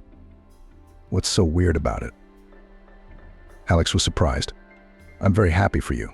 I'd love to go to New York for a week or two, especially at someone else's expense. I'm so tired on vacation. It's time. Speaking of vacations, Emily was embarrassed. Sarah Thompson promised me a vacation next month. Maybe you should take one too, go on a vacation somewhere, especially since I'll be well paid for my business trip. Can we go to the seaside? And the commission after the exhibition is decent. That would be nice, Alex winked. We'll think about it. You go for now and don't worry about anything. And Mom will calm down. She is often provoking conflicts again these days. By the way, you still haven't decided anything about moving. Honey, let's do it after New Year's. You won't be back until mid-December. Who moves before the holidays? What's the big deal? New Year's Eve, new house. It's all very symbolic. I'm not going to giggle and beat my hands. This is how I leave my mom alone on a holiday. Let's do this, you come back, then we'll celebrate, then we'll go on vacation, and then we'll move in. Promise. The girl exclaimed, surprised at her husband's flexibility. I promise. Alex nodded and pressed his wife against him. The trip to New York was very successful. Thomas Wilson turned out to be a pleasant elderly man confined to a wheelchair. He enthusiastically told Emily about his huge collection, showed all his treasures, accompanying it all with fascinating stories. Free time, and there was a lot of it, the girls spent for walks. The Big Apple was in full swing preparing for the celebration of the new year. Rich illumination on the streets created the illusion of a fairy tale. Emily had traveled to New York City twice before. As a child with her parents and when she studied at the Institute. Now she just admired the city, went to warm herself in coffee shops, took a lot of pictures and reported everything to her grandfather. They often communicated by video. Henry Johnson loved this city. It was here that he met his future wife, but never returned after her death. Grandpa. Emily enthusiastically broadcast as she showed Henry Johnson the Kazan Cathedral glowing brightly in the evening landscape. We should definitely come here together. Where would I go, little girl? Laughed grandfather. I'm not old enough to travel. I've seen enough of your happy face. No, grandfather, Emily resisted. It's not the same. It's more solemn in person. It smells like a holiday. Let's come in the summer, promise me. I know you love Peter. I do, Emily, but I'm afraid I won't live to see the summer, frowned grandfather. Emily, your death books again. I'm not talking to you. I'm done. All right, agreed, let's go. But you were going on vacation to the sea this winter. I'll have a lot of things to do in the summer. I'll make a deal, Sarah Thompson. She comes here a lot. We could ask her to take her place. We could do something fun, huh? It's so beautiful here. I might even stay here. Why? Is that a good idea? Henry Johnson was coaxing me. Grab your Alex and go. There's always a job for someone as skilled as you. That's how Sarah Thompson's gonna let me go. And I don't like changing jobs. No, that's just a dream. But I'm sure I'll be coming here more often. All right, granddaughter, laughed Henry Johnson. We'll see. Oh, that's it. My lady's here. You take your walk, I'm gonna go get my shots. Love you, Grandpa. Take care. Love you too, baby. Emily was walking down Rubenstein toward Nevsky. There was almost no snow on the sidewalks in the center. The tall girl on high heels deftly rounded the passers-by she met. Suddenly she felt her foot twist. There was a cracking sound. They're at it again. Emily thought with horror as she looked down at her feet. The heel was dangling treacherously on a thin piece of sole. This is a must. So I've had no luck with heels lately. I've degenerated to sneakers. I went for a walk, you see. Emily stood and laughed. It was impossible to walk so resolutely. She was about to call a cab, but her phone was dead. The battery dead. Oh, shit. Emily cursed. Really came a voice from very close by. I don't believe it. A man was standing next to her, laughing. At first, Emily didn't recognize him and wanted to reproach the stranger for his rude behavior. But after a closer look, she realized that the guy who had helped her free her heel from the bars a few months ago was standing in front of her. Only this time he was dressed not in a work overalls, but in a very decent coat. "Is that you?" the girl exclaimed in surprise. "It looks like me," the guy smiled back. "I see you have such a hobby breaking heels." "Don't make me laugh." Emily laughed. "I feel awkward enough as it is. I don't know how to get home with a broken heel. I wanted to call a cab, but my phone died. Let me give you a ride. How far is it?" "Oh no, it's inconvenient." "I'd appreciate it if you'd call me a cab. That'll be enough." "What's the point?" "I have a car over there," the man waved somewhere to the side. "I actually noticed you from it. Just as I was about to drive off, bang. I see this picture. I didn't even believe it was you. But it would have been hard not to recognize you. The look is too memorable. And that hair." "It's quite ordinary," Emily blushed. "Even the hair is sparse. It's not often you see a young lady with such a mop of red hair without a hat. Aren't you afraid of getting cold? The weather here is deceptive. The wind is blowing." "I'm hardened." Emily smiled. "All right, I'll take it, I guess. But it's not far to Kanaya. I'm staying there." "That's great. I'm going that way too. My name's Justin, by the way. And you're Emily?" "That's a cool name. My sister's Daria too. I'm here to see her, by the way." "So you're not from around here?" "No, I think we're from around here. I'm on a little vacation. Once a year I come here to visit my sister. I let myself take a break from work." "Why are we standing here? Let's get in the car." Emily took her new acquaintance under her arm and showed her, hopping on one foot. She thought to herself that it probably looked extremely comical from the outside. But it wasn't far to walk. After a couple of steps, Justin stopped and carefully opened the door of his car in front of Emily. The girl even whistled. The car was very expensive and shone beautifully with new paint and the lights of the garlands. Surprised, Justin laughed. "Well, yes, such a car," mumbled Emily. "When we first met you, you were wearing such a dirty overalls. I never would have thought that the person wearing it would be driving a car like that." It was Justin who was a little confused. "At the time, I was on my way to get cigarettes from an apartment that was being remodeled, arrived in just a t-shirt. It was getting chilly. Well, I borrowed overalls from one of the workers. I'm surprised you remember me at all. I have the most ordinary appearance." "Appearance, maybe, and ordinary, but the smile. You can tell you're a good man, and did not pass by a girl in trouble. Raised that way. I agree that few people will stop now. They go here bending in their smartphones and prefer not to notice the world around them. Can you imagine how many people could be helped if they saw their grief in time? I've always been like that. I've always been like that. My sister's the same way. We're all human beings. We have to help each other, or there'll be nothing human left. Besides, I believe in karma. Today you help, tomorrow you'll be helped." Emily nodded logically. "It's rare to meet someone like that these days. And we're here already. Well, it was nice to meet you, Justin." "And I'm Emily," the young man smiled. "And tell me, how long are you here for?" "I'm already leaving tomorrow morning." "Why, have you been thinking for a while?" "Maybe I should take you out for coffee? You'll forgive me if I seem intrusive. I just don't believe in coincidence. We've met twice, and under the same circumstances. I mean, think about the odds of that happening. So I'd like to keep in touch." "Okay, it's not fate, so yes." "Don't feel bad," Emily smiled.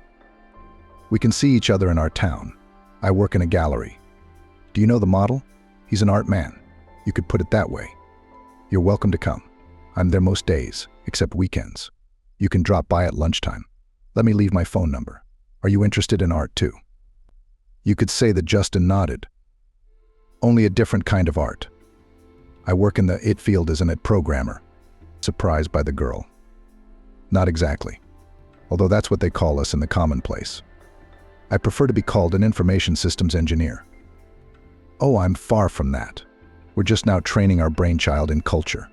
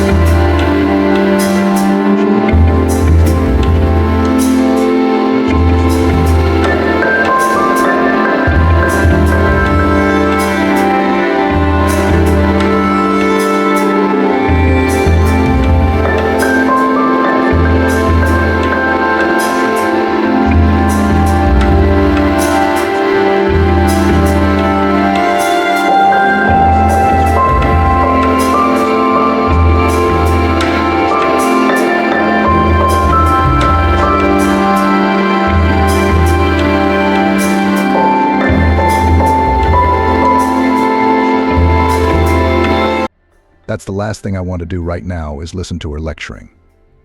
What is this? Emily noticed that there was a lipstick on her night table. It seemed like nothing out of the ordinary. But the tube was foreign. She removed the cap and looked at the bright red contents in bewilderment. Is this what Cynthia Lewis puts on her makeup like this? She pronounced. Haven't noticed her like that. 6 decades old and colors like that. It's odd. And why is it in our bedroom anyway? Emily quickly put the find out of her mind and started calling Sarah Thompson. Emily returned from her business trip, reported back, sent all her work files and arranged to come back the next day. She slept through the evening. Emily woke up when she heard Alex return. She immediately jumped out of bed and ran out to meet her husband. Alex stood in the doorway, disgruntled. Is something wrong? Emily asked worriedly. You're back. It's kind of strange, Alex answered. Where's Mom? I don't know. I arrived, she was gone. Call her. Get her location. I don't feel like it. I don't feel like it. It's probably for the best. What are you talking about? Emily's frowning. Look, we need to talk. And Mom would just be in the way right now. You're scaring me. Is it serious? Yes, Emily, it's serious. Oh my God, the girl's pale. What does Grandpa have to do with it? Alex answered irritably, you have a problem with him. Of course. He's the closest thing I have to a family member. And you're standing there like that. I'm thinking about the worst. I haven't even called him yet. Alex silently went to the kitchen and poured himself some water, drinking the whole glass. The man turned around and looked at his wife seriously. Next, he began. We have to break up. Emily's breath caught from surprise, and her legs felt weak. What do you mean, break up? In the most direct sense. I've fallen in love with someone else. Are you kidding me right now? It's not funny. Alex, I'm serious. Emily, I've wanted to tell you for a long time, but I've regretted it. And I wasn't sure how I felt before. Before? What do you mean before? How long have you been with her? 6 months. 6 months? Emily shrieked. But how is that possible? Alex, I don't believe you. It's not true. You're just kidding. I'm not joking, her husband snapped. Come on, you idiot. I'm telling you straight out that I don't love you anymore. I have another woman with whom I am happy, and she's expecting a child with me. Oh my God. Emily slid down the wall to the floor. Tears came to her eyes. You're just telling me this now? When else? I didn't think it was serious at first, but then I realized you and I were way out of our league. And she is this about the baby? Emily asked sadly, isn't it? So tell me. It's not just the baby that I found out about recently. I've been in love with her for a long time. You could say that the pregnancy was the final factor in my decision. I don't believe it, Emily sobbed openly. Tears were pouring down her face and salty streams into her mouth.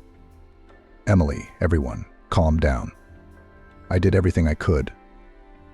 I swear, I didn't mean it that way. It just happened. It just happened, the girl laughed hysterically. It just happened? You cheated on me. You hid the affair. And now you're expecting a baby. Is that what you call it? You betrayed me, Alex, and I loved you. Tell me. Does Cynthia Lewis know about this? Is she the one who's been covering for you? Is that what you were doing when you were supposedly working late and going on vacation with your friends? So answer me. Don't get hysterical, Alex ordered. Yes, that's it. What else do you want me to say? So everything is clear. Mom only found out recently. Don't blame her. How do you like to do that? I told her when I found out Nikki was pregnant. Nikki. That's whose red lipstick is on my night table. What, did you sneak her into our bedroom already? Only once, and not in the bedroom. I put it there myself. She dropped it by accident. I thought it was yours. I just brought her over to meet my mom. You're crazy. Bringing your mistress here to our house, taking advantage of my absence. Emily, don't overreact, Alex snapped at her. This isn't our house. It's Mom's apartment. I get it, Emily laughed, getting up from the floor. Mom's apartment. So that's why you've been dragging your feet about moving in. You had it all planned out and were just waiting for the right time. And that witch. She knew everything from the start. Don't try to change my mind.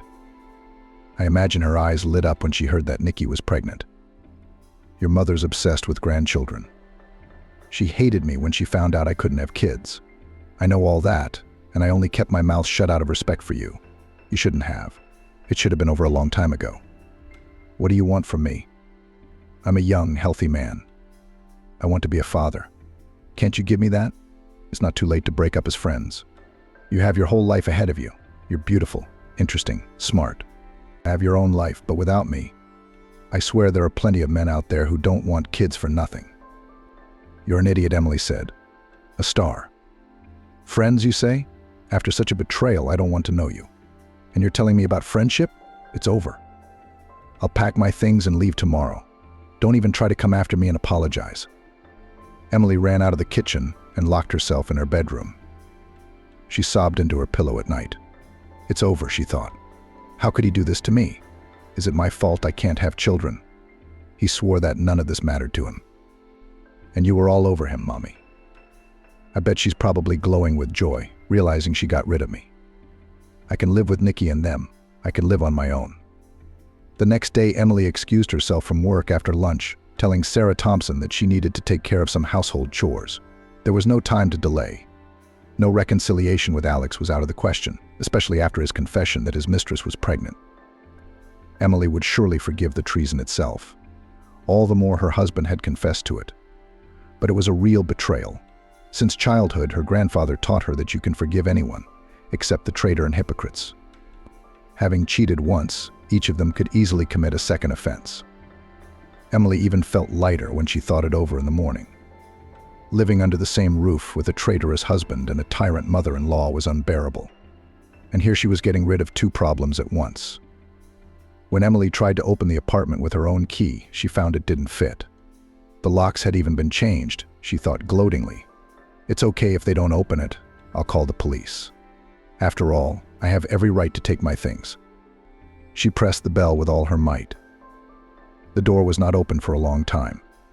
At last there were sounds, clicks. Cynthia Lewis appeared on the threshold and grinned. We thought you'd gone all the way out. Let me go. I've got things to pack. Emily gritted her teeth. The mother-in-law obediently moved away, letting the girl inside. To Emily's surprise, she spotted a pair of high-heeled boots in the hallway. We have company, her mother-in-law grinned. Not us, girl. Cynthia pursed her lips. You don't live here anymore, remember. It's not much use. Emily walked into the room. A girl a little younger than her was sitting on the couch. Alex stood with his back turned to the window. Hello, Emily said, raising her tone defiantly. You must be Nikki? Amy, Alex interrupted. Don't do that. Get your stuff and go. I'm smiling, Emily said. I won't interrupt you, mind your own business. Emily walked out and headed for the bedroom. She took a large bag out of the closet and began to put things in it. Cynthia Lewis. accompanied by Nikki, suddenly appeared on the doorstep. Both were watching the girl's actions intently. "Can I help you?" Emily asked Riley. "Or are you just standing there, amusing yourself with the spectacle?" "You, Nikki, stay here and make sure this girl doesn't take anything extra," her mother-in-law smirked. "I'll go and get her things from the bathroom." "Okay," Aunt Cynthia, Alex's mistress, said. "I just don't know what she's allowed to take and what she's not." Cynthia chuckled to herself. It seemed that these two had known each other for a long time and were already working together. "Fuck them," Emily said dryly out loud. "I'll only take what's mine. I don't want anything that doesn't belong to me. If you're worried about the jewelry Alex gave me, it's in the jewelry box on the table. Eat all 2 nicknames. And this one too." Emily pulled the wedding ring off her finger and tossed it toward the woman. It clinked and rolled to the side. She threw clothes and makeup into her bag and reached for a beautiful chest. "Hey," Nikki rudely called out to her. "What's that?" "None of your business." "It's my parents' stuff," Emily snapped at her. "Don't you ever try to get your hands on it. You'll be ripped out without even blinking." Nikki, horrified by the threat, stumbled back to Cynthia Lewis, who was carrying a bag full of something. "She's threatening me," Aunt Cynthia cried the girl. "How dare you?" The mother-in-law lashed out at Emily.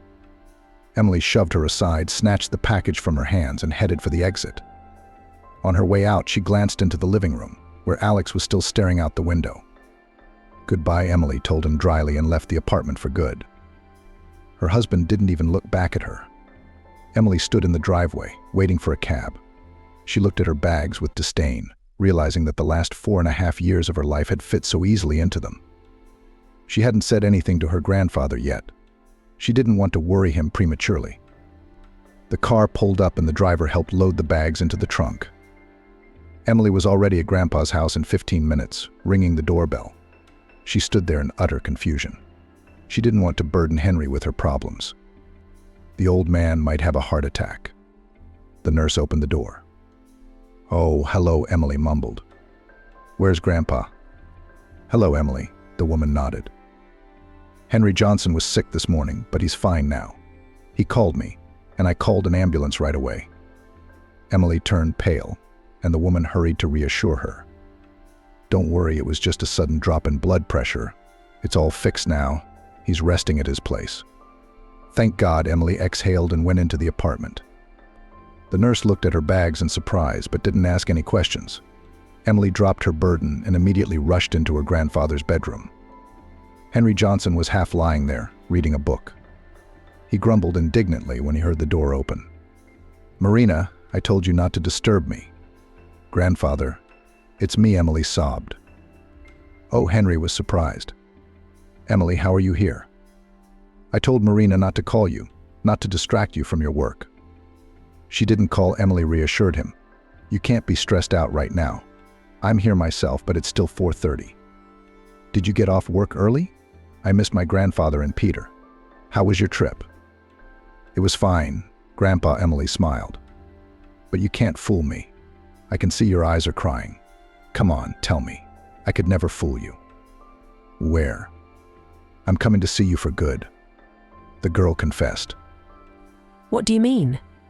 Henry was surprised and raised himself on the pillows.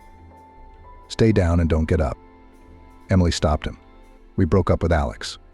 If you don't mind, I'll stay with you for a while." "Wait, no, of course I don't mind. How could you even think that? It's your house too. But what do you mean we broke up? Are you fighting about that witch again?" "No," Grandfather. Emily took a deep breath and told Henry everything. The old man listened silently, stroking her hair. "I want to get back at him so badly. I'm so angry," Emily summarized. "Revenge is a useless thing," said her grandfather. "His deed will definitely boomerang back on him. You'll see. The best thing you can do is to forget all this. My girl, you're strong. You'll get through this. And I won't leave you. And let these people live their lives as they please. You're too good for this family. It's a despicable thing to do to a man like you. That doesn't speak well for them. Thank God it's all coming out now. Alex may be a scoundrel, but it was good of him to come clean. Now you have to file for divorce. Emily raised one eyebrow. Why wait? I get your point. You're not going back, even if he crawls back on his knees. And there's no point in him getting ready to be a father now. And his mom won't let him. Forget it, girl. You're young, beautiful, and wonderful. You'll meet your love again. Grandpa, what if I don't? I can't have children.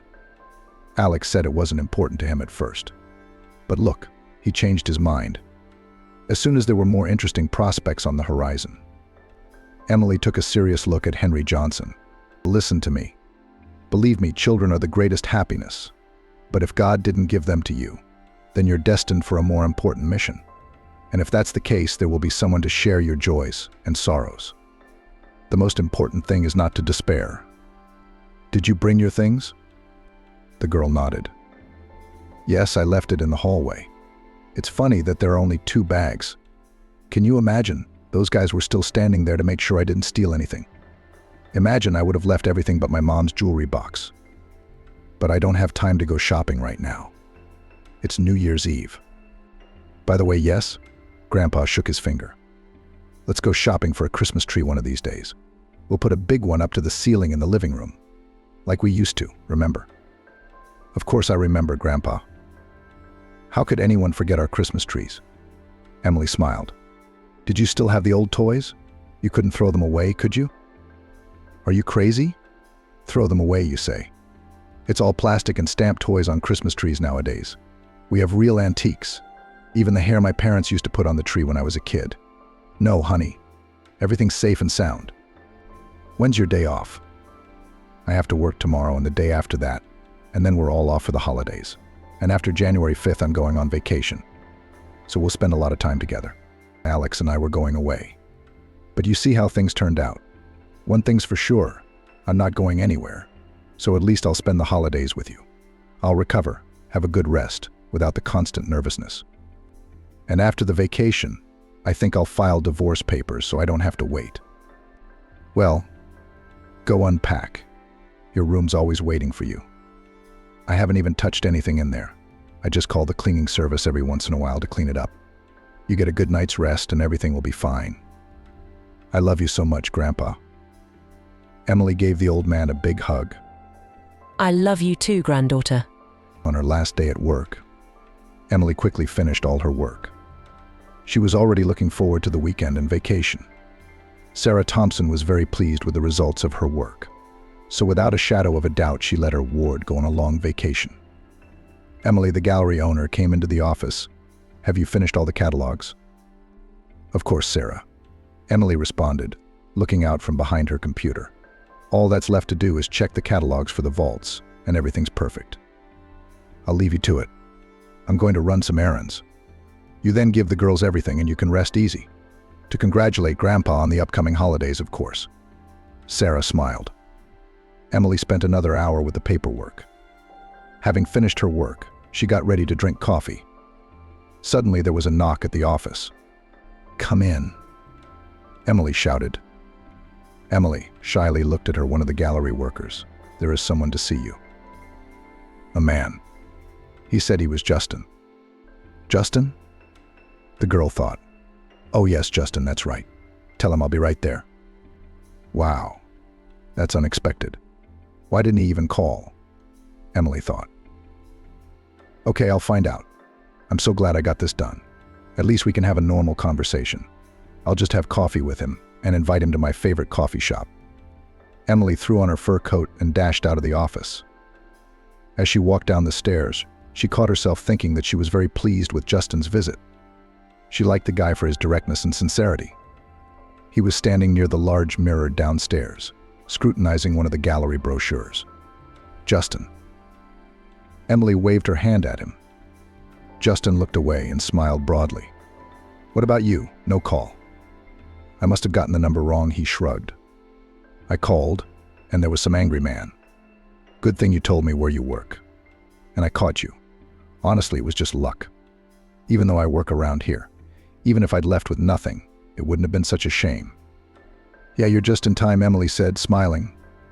I was just finishing up my business, and I was about to have coffee, and you were going to keep me company. I'd love to. Justin nodded. Then I have one request. Emily squinted at him. Anything you want. Let's not talk about work today. I have a vacation ahead of me, and frankly, I'm so very tired. That's no problem at all. And I have to work until the holidays. Then I have a week's vacation, and then I'm back in action. I just got back from vacation yesterday, and I'm right back at your place. Emily and Justin sat down in a cozy cafe and ordered drinks and desserts. It's frosty today. The guy came up to her arm. It's a stark contrast to Miami. It's a mild European winter there, not like us. It's all right. On the contrary, I like it. I love winter, the girl replied. Emily, I've noticed something different about you. You look different, kind of sad. Are you all right? You don't have to answer that. It's an inappropriate question, considering we're almost strangers. But what if there's something I can help you with? No, I'm fine, Emily smiled, but something in her smile betrayed a lie. Justin noticed it. Well, if you don't want to, don't tell me, he nodded. You know, the girl decided, I'll tell you. It is believed that it is sometimes useful to speak out, especially to a stranger, so that there was no prejudice to the situation. In general, a couple of days ago I packed my things and left my husband. Or rather, he kicked me out. Almost 5 years of marriage. He said he had another woman he loved and she was expecting a child with him. Well, I did not argue, quite calmly reacted and just left. Now I live with my grandfather. And you know, I even feel better in some ways. That's the way it is. Wow. Justin shook his head and looked at Emily. And you say it all so calmly. Women are usually hysterical in these situations. It wasn't all smooth sailing. I was living in an illusion. I just turned a blind eye to a lot of things. And when I left, I saw everything from the outside, and I suffered from my mother-in-law. My grandfather says everything's for the best, but I can hardly believe it. I don't know. I think I should rest now, spend more time with my grandfather. He's in a bad way. Heart failure. His blood pressure dropped a lot recently. He's a very good man. My grandfather's the only one I have. I lost my parents 10 years ago. Oh, I'm sorry, I didn't know, Justin said. That's okay. It was a long time ago. My grandfather basically raised me. He's an antiques dealer, and he instilled in me a taste for art. He lives all alone, with only a nurse to take care of him. Yes, Emily said. But it's good that he has you. There are so many lonely old people nowadays with no one to help them. No, I will never leave my grandfather, said Emily confidently. Tomorrow we'll go Christmas tree shopping with him. It's probably not very convenient to take a cab, but let me give you a ride, Justin suggested. It's my day off tomorrow too, and I don't have much to do. It would be my pleasure. Besides, it's always nice to meet an interesting person. And your grandfather seems to be one of them, doesn't he? Oh yeah, Grandpa's a real piece of work. He always has 1,000 stories to tell. Am I boring you? Not at all, said the man. I'm easy to get along with people. I like to talk. Apparently the interlocutors feel it and willingly reach out to me. That's right. Emily laughed. I don't know you at all, and it feels like I've known you for 100 years. I couldn't even talk so freely with my husband, but I still don't feel comfortable asking you to come with us to get the tree. Where's it going? In the cabin. On the roof, only if you mess up the car. We usually get a huge tree. Don't you worry about that at all? I'm just trying to reassure Emily's boyfriend. I have a pickup truck. I can fit a Christmas tree in the back of it. Okay, Emily sighed. That's a deal. But I have a question. Go ahead. Are you sure this won't hurt your plans? You probably have a family, Justin. I'd rather spend time with them than with a woman I don't know and her grandfather. I don't have any family. I mean, I have my parents and my sister, but they live in other cities. My parents went south about 5 years ago, my sister to New York. I'm all alone out here. No girlfriend? Emily asked disappointedly, trying not to betray her feelings. Justin almost smiled. The cat is worse than any girl. She's very jealous and demanding. But I love her like that. I can't help it. Oh, a cat. Emily laughed, and I was already thinking. And what? Did you have to get married? Upset? You bet I was. Emily blushed. Why would you be? I don't know, he winked at her. You'll forgive me for being frank, but I think you really like me. I'm good at sensing these things. Emily turned red and looked down at him. No, Emily, no, you don't have to be embarrassed about it. I like you very much, too. From the very first time I met you, I was so sorry I didn't ask for your number, even though you wouldn't have given it to me. Married after all? I'm still married, Emily replied quietly. Considering how mean your husband was to you, you can't call it a marriage. Tell me you're not going to file for divorce. I will, Emily exhaled. Grandpa's in a hurry too, but I want to recover first. I'll do it after vacation. I can set you up with a very good lawyer. No, I don't think you'll need one. We have no property in common, no children. Why no children? Justin frowned. No, I'm sorry to be tactless, but in this situation it's a good thing we don't have any. It's just that there's a baby fever now. People have a baby almost immediately after marriage. You seem like a well-off girl. I'm sure your husband doesn't need either. Now that we're being honest with you, I'll tell it like it is. I can't have children. We wanted to have kids, but it didn't work out. Alex accepted it, but as soon as his mistress got pregnant, he ran away from me. My grandfather says that if fate has ordered it so, we should look for happiness in another direction. He's absolutely right. The main thing now is to find yourself. Once this happens, everything is within my reach, and a child can always be adopted. You can love it no less than your own. What if he's hereditary? You don't give up children for a good life. That's true. But I believe that upbringing and love are crucial. And heredity is something that can be changed. I wonder if I should go. I was very happy to talk to you, but my grandfather was waiting for me. I'll come tomorrow. Just tell me where and when. Can I give you a ride, by the way? I wouldn't mind, Emily answered playfully. Let's make it closer to 3 then. But we have to be there by 6. Grandpa's got homework at school. She didn't even notice how the holidays flew by. She'd grown close to Justin during that time. They went out a lot, talked a lot. At Christmas, her grandfather even invited the guy to visit. He liked Justin very much. Emily, her grandfather, asked her cheerfully as she did her makeup to get ready for the visit. Guest, because this guy is really good. He likes you, I can tell. And your eyes light up at the sight of him. Don't make it up, pouted her granddaughter. We're just friends. It's rare to meet such an interesting and kind person. Tell me they're still friends. Maybe it's true, but I'm not fooled. There's a spark between you two. Why don't you go ahead and get a divorce? I have a feeling Justin's going to propose to you soon. Where are you? We've only known each other a couple weeks. Justin took a good look at Emily. What kind of proposal? And he's a confirmed bachelor. A man is convinced that he doesn't need anyone until he meets a woman he's crazy about. And Justin, by all accounts, has met her. I proposed to my grandmother a month after I met her, he said. I didn't see any reason to wait. We liked each other. We had fun together. The love was such that I couldn't look at anyone else after she died.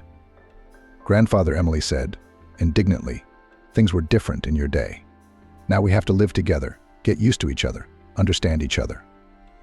Without making stuff up. Lana, were you and Alex nagging? We were. What's the point? Everything's the same all the time. It's just the scenery changes.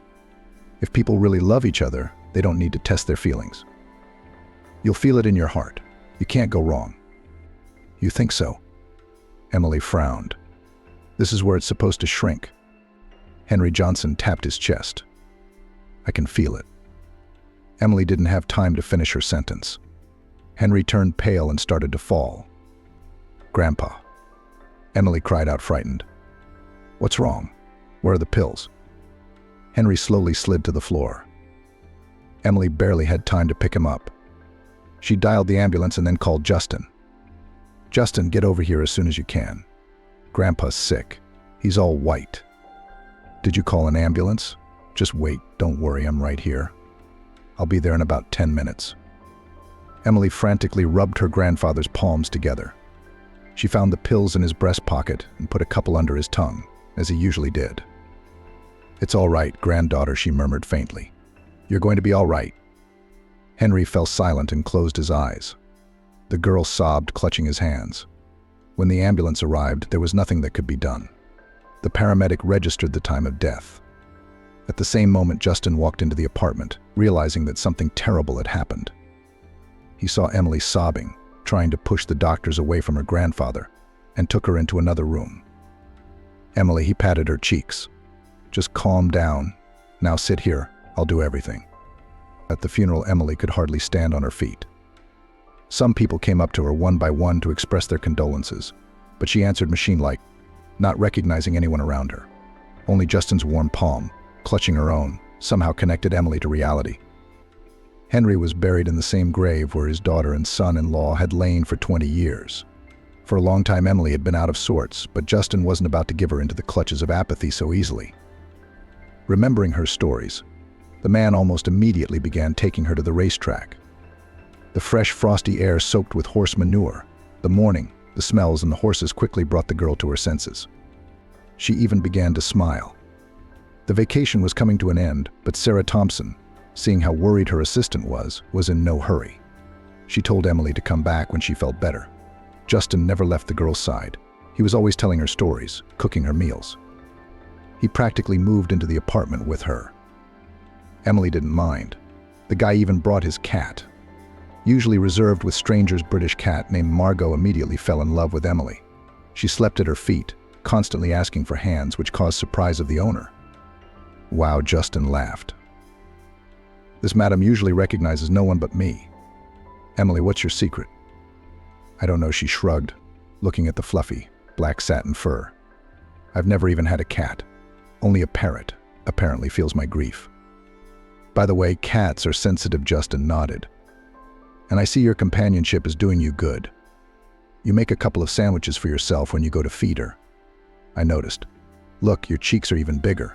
So Margot, keep up the good work. We've got to get back on the road to life." The cat, as if understanding, began to purr louder than eagles and hypnotized Emily with her huge green eyes. Gradually, things got better. Emily went to work. The hectic activity was a good distraction from Justin's negative thoughts. She felt completely safe. This man was tapping into her soul, something that had previously been dormant, and soon Emily realized that she loved him for real. He finally came to live with her, as Emily refused to move in with him. Every little thing in the apartment was precious to her, and she couldn't let her grandfather's memory get dusty or, worse, trampled on by the tenants or the new owners. It was 6 months later when Emily filed for divorce. She'd forgotten all about Alex, who hadn't even tried to remind her, but had to address the issue as Justin just walked up to her one morning. When the girl was making coffee, got down on one knee and handed her the ring. Emily couldn't believe her eyes. Of course she agreed, because now she couldn't imagine a day of her life without Justin. But the formalities had to be settled. At the same time, the girl entered the rights of inheritance. When the notary announced the will, the hairs on Emily's head stood up. She had no idea that her grandfather owned such a huge fortune. The will left her both apartments, the entire collection of valuables, and an astronomical amount of money from the bank account. It turned out that Henry had been saving money all his life, spending almost nothing on himself. In total shock, Emily walked out of the notary's office. Her fiancé was waiting for her in the car. "Well?" He smiled at the bride. "I don't even know how to say it. Of course, I knew that my grandfather was quite a rich man, but to be so. Look at this." She handed the guy a folder, "and I am now, it turns out, an enviable bride." "Wow," the boy whistled, examining the papers. "And what do you plan to do with such a fortune?" "I don't know," Emily shook her head. "I don't need anything but an apartment, my grandfather's collection. I don't need that much. I could have enough for my grandchildren. I can't even have children. Don't rush things. Remember that you can always adopt a baby? I can't raise someone else's child." Just in Emily sighed. "I've thought about it, but then we could do something charitable. I think Henry Johnson would be very proud of you and would be glad that his capital would go to a good cause." "Well, yes," Emily thought. "Only I don't know anything about it." "Oh, Emily, if you want to, you'll figure it out. It's not hard." That's true, too. 3 days later, the doorbell rang in the apartment. Emily was alone. Justin had left on business. That's strange, the girl thought. I'm not expecting anyone. I wonder who's there. She went to the door and looked through the peephole. Almost immediately, Emily recoiled, realizing who was standing on the other side. "What do you want?" she said in a chilling voice. "Emily, please open the door. We need to talk," Alex answered. "We have nothing to talk about," Emily grinned. "The papers are filed. Divorce. I'll see you in court in a month." "Emily," shouted her husband. "This is very important. We won't take up much of your time." Emily thought she didn't want to see her husband and mother-in-law at all. She had no idea what they wanted to talk about, but she decided to open the door. Well, she began invitingly. "What's so important?" "Aren't you going to let us in?" Cynthia Lewis asked. "No, I don't think so." "Say what you want to say and go." "Why are you so quick to chase us away?" "We're not strangers, after all," said Alex. "You're wrong, dear," laughed the girl. "We are strangers. Why did you come here?" "Emily," Alex began, eyes downcast, "and we wanted to apologize." "Yes, to apologize," repeated the mother-in-law. "For what?" Emily was surprised. "We have all our issues resolved. There's nothing to talk about. It's over and done with." "Emily, you don't understand. I want you to come back to me." What? The girl opened her mouth in surprise. "What do you want me to do? You didn't get anything mixed up, did you? After what happened? What about your Nikki?" "I realized that I love only you." Emily. Alex reached out to her. "Nikki was a mistake. I've rethought everything. I can't live without you. Please, I'm sorry." "What about the baby?" Emily faltered. "That witch got another witch pregnant." Love interfered. "She's been playing Alex for a fool. You know, you have to be like that. When the baby was born, I thought it was weird that he looked nothing like Alex. So I insisted on a genetic test. The paternity test was the eye-opener. Turns out Alex couldn't possibly have kids. And I kept blaming you. I'm sorry, Emily." "Oh, that's it. Oh, okay, what does this have to do with me?" Well, Alex was confused. "And I realized how stupid I've been. I don't know how to make it up to you, but I'd do anything. We also heard that Henry Johnson passed away 6 months ago. Sorry it's late, but we're sorry for your loss." The mother-in-law spoke in a sugary sweet voice. It even seemed odd to be so involved. Her grandfather had never liked her mother-in-law, and Alex didn't like him much either. They constantly asked Emily to take money from him, but the girl did not even think about it. And then it hit her. It's a very strange coincidence that you're here right now. Grandfather's death had been known for a long time.